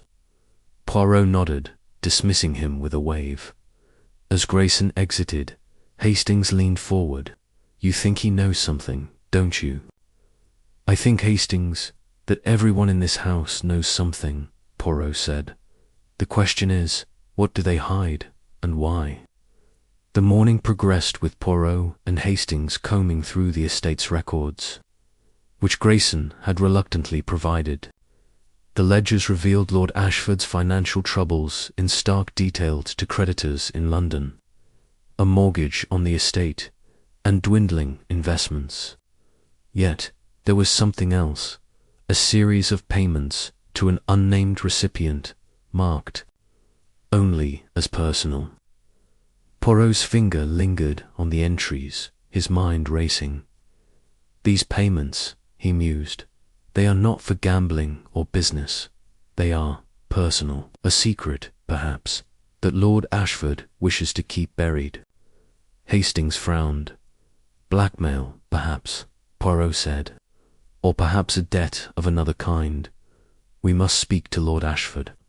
They found Lord Ashford in his study, a room heavy with the scent of old leather and cigar smoke. The man looked haggard, his eyes sunken from sleepless nights. The weight of the emerald's theft and the scrutiny it brought seemed to have aged him a decade. "Monsieur Poirot," Lord Ashford said, rising from his chair, "any progress?" "The police are useless, and the newspapers are circling like vultures. My family's reputation is at stake." Poirot inclined his head. "The reputation, it is important, yes, but so is the truth. Tell me, Lord Ashford, about these payments in your ledger. Regular, discreet, marked only as personal. To whom do they go?" Lord Ashford's face paled, and he sank back into his chair. I don't know what you mean." "Do not dissemble, Monsieur Poirot," said sharply. "The truth. It will come out. It is better you tell me now than I discover it through other means." Ashford's hands trembled as he reached for a glass of brandy on his desk. He took a long sip before speaking. "It's a private matter. A long time ago, before I married Evelyn, there was someone else, a woman. We had a child. I've been supporting her all these years." Hastings gasped, but Poirot remained composed, his eyes narrowing. "And this child, she is—" Clara Ashford whispered, his voice breaking. "Clara is not Evelyn's daughter. She's the child of my former lover, Margaret.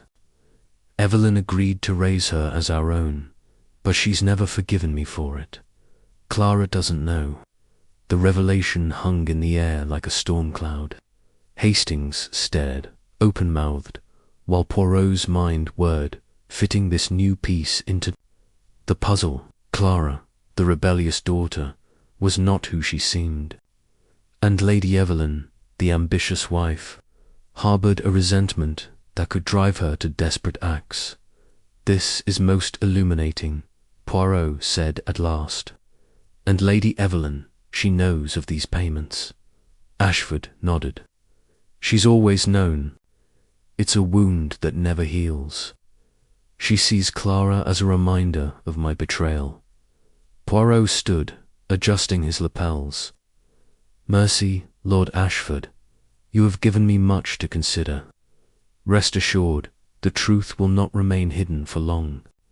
As they left the study, Hastings was practically buzzing with excitement. "Poirot, this changes everything. Clara's parentage, could she have stolen the emerald to escape her family? Or perhaps Lady Evelyn took it to punish Ashford." Poirot held up a hand. "Patience, Hastings. The truth, it is like a fine wine, it must be savoured, not rushed. We must speak to Clara and to Lady Evelyn. Their reactions will tell us much. They found Clara in the conservatory, sketching furiously.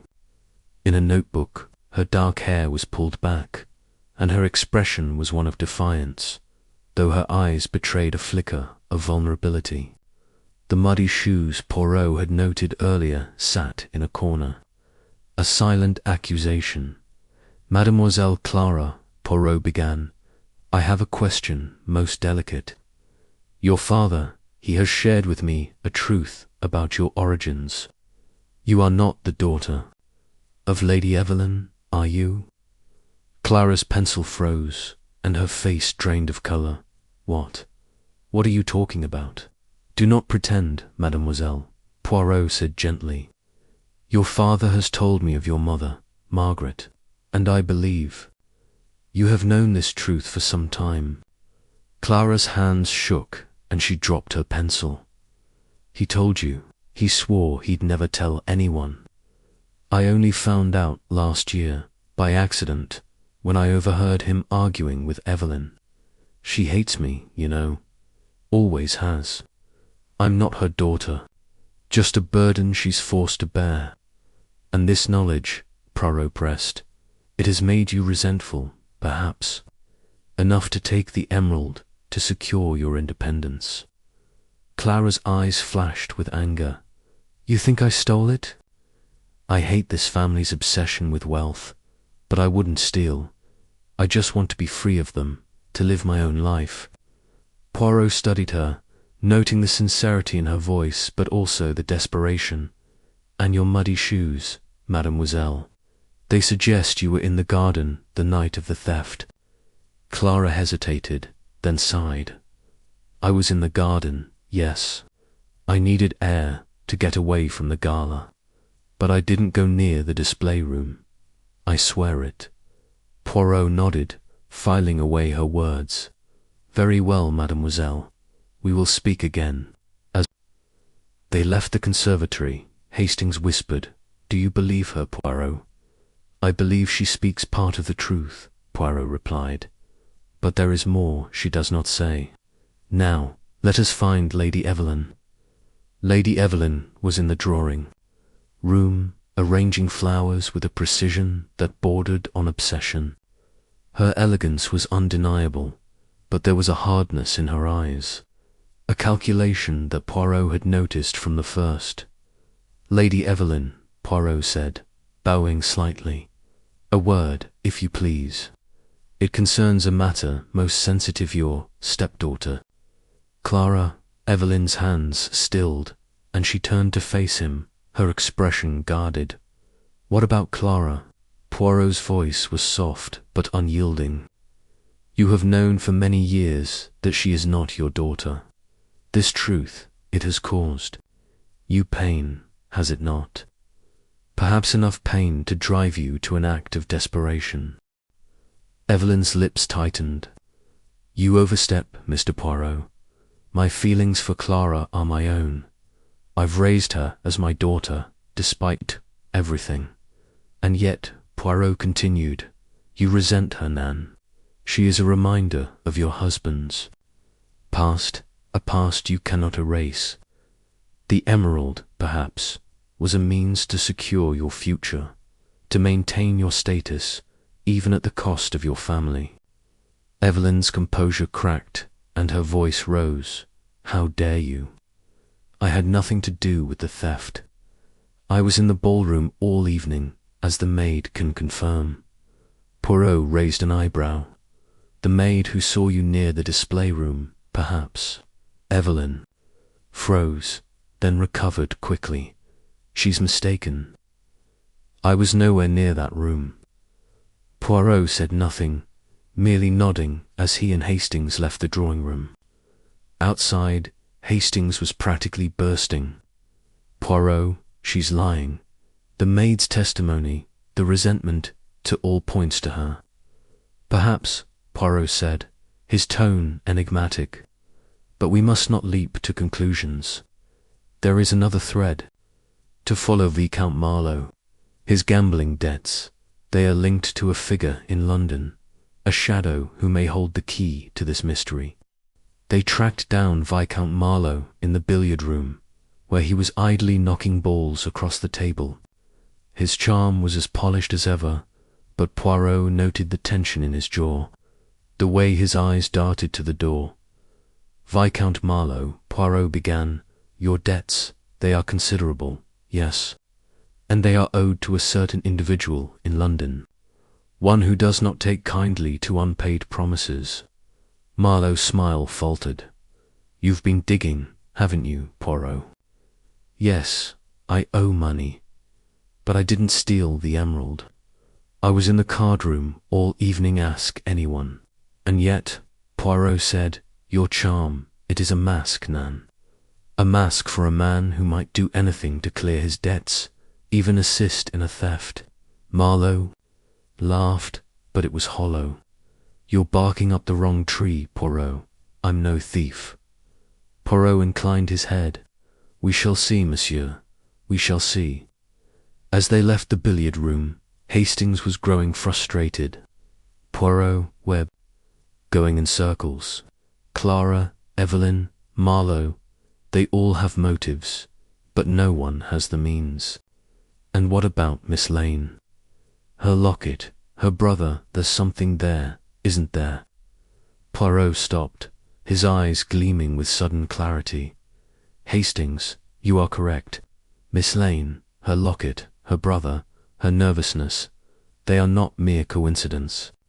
We must return to her, and quickly." They found Miss Lane in her quarters, a small room tucked away in the east wing. She was packing a suitcase, her movements frantic. When she saw Poirot and Hastings, she froze, her face pale. "Miss Lane," Poirot said, his voice calm but firm, "you are preparing to leave, perhaps, but the truth, it cannot be so easily escaped. Tell me about your brother, the one who died here at Ashford Manor." Miss Lane's hands trembled and she sank onto the bed. I didn't want to say anything. It's too painful. My brother, Thomas, was a footman here years ago. He died in an accident tour, so they said. But I've always believed there was more to it. The locket, it was his. I kept it to remember him. And you believe, Poirot said, that his death is connected to the theft of the emerald. Miss Lane's eyes filled with tears. I don't know, but when the emerald was stolen, I overheard something. Someone in the household talking about a plan, about using the theft to settle old scores. I was too afraid to say anything. Who, Miss Lane? Poirot pressed. Who did you overhear? She shook her head, her voice barely a whisper. I can't say, they'll ruin me. Poirot's expression softened, but his resolve did not waver. You must trust me, mademoiselle. The truth, it will protect you. But Miss Lane remained silent, her fear palpable. Poirot and Hastings left her room, the weight of her words lingering. Outside, the sun was setting, casting long shadows. Across the estate, the pieces of the puzzle were coming together, but the picture was still incomplete. Hastings, Poirot said, we are close. The family secret, the locket, the debts, the resentment, they are all threads in a tapestry.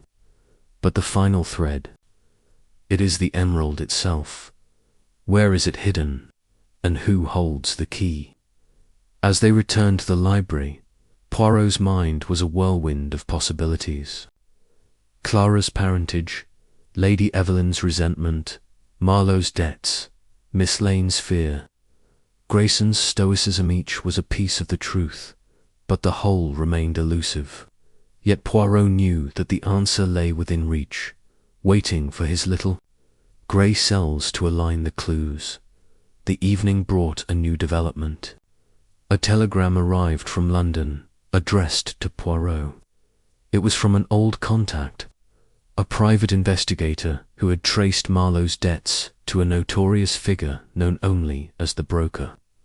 The broker was known for financing elaborate schemes, including jewel thefts, and had a reputation for ruthlessness.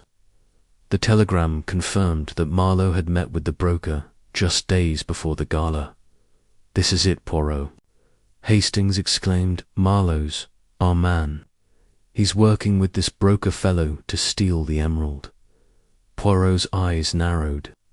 "Perhaps, Hastings, but the broker, he does not act alone. He is a puppet master, pulling strings from afar. We must consider who in this house might be his puppet." As night fell, Poirot requested a meeting with the entire household. The drawing room was filled with tension as Lord Ashford, Lady Evelyn, Clara, Viscount Marlowe, Miss Lane, and Mr. Grayson gathered, their faces a mix of curiosity and dread. Dr. Mortimer, the eccentric historian, hovered at the edges, his eyes gleaming with interest. "Ladies and gentlemen," Poirot began, his voice commanding the room, "the theft of the Ashford emerald is a crime of great cunning, but it is not without its flaws. The clues, the footprint, the note, the compartment, the locket, they point to a truth that lies within this family, a truth that has been hidden for many years." He paused, letting the weight of his words settle. The emerald was not stolen for greed alone. It was stolen to settle a debt, to right a wrong, to secure a future. And the one who took it, they are among us. The room was silent, every eye fixed on Poirot. He continued, his voice steady. "Clara, you are not the daughter of Lady Evelyn. This truth, it has caused pain, has it not? Pain that might drive one to act against the family." Clara's face flushed, but she said nothing. Poirot turned to Lady Evelyn.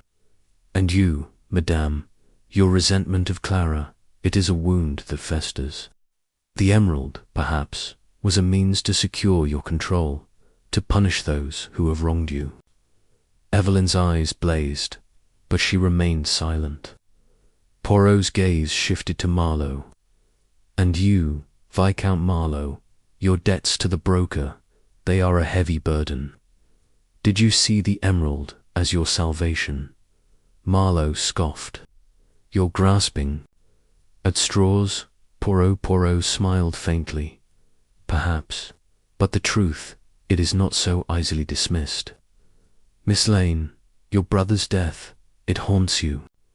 And Mr. Grayson, your knowledge of this house, it is unparalleled. One of you holds the key to this mystery." The room erupted in protests, but Poirot raised a hand, silencing them. "Tomorrow I will reveal the truth, but tonight I ask you to reflect. The emerald is still within these walls, and the one who took it cannot hide forever." As the guests dispersed, their faces a mix of fear and suspicion, Poirot turned to Hastings. "Mon ami, the stage is set. Tomorrow we will unravel the final thread. The family secret, it is the heart of this crime, and the heart, it always betrays itself." The night passed uneasily, with the household restless under the weight of Poirot's words. For Poirot, sleep was a luxury he could not afford. His mind was alive with the puzzle, the clues swirling like leaves in a storm. The emerald, the family, the secrets, they were all connected, and the truth was within his grasp by morning. Poirot was ready. The household gathered once more, and the air was electric with anticipation. The stage was set for the final act, and Hercule Poirot, with his little grey cells, would bring the truth to light.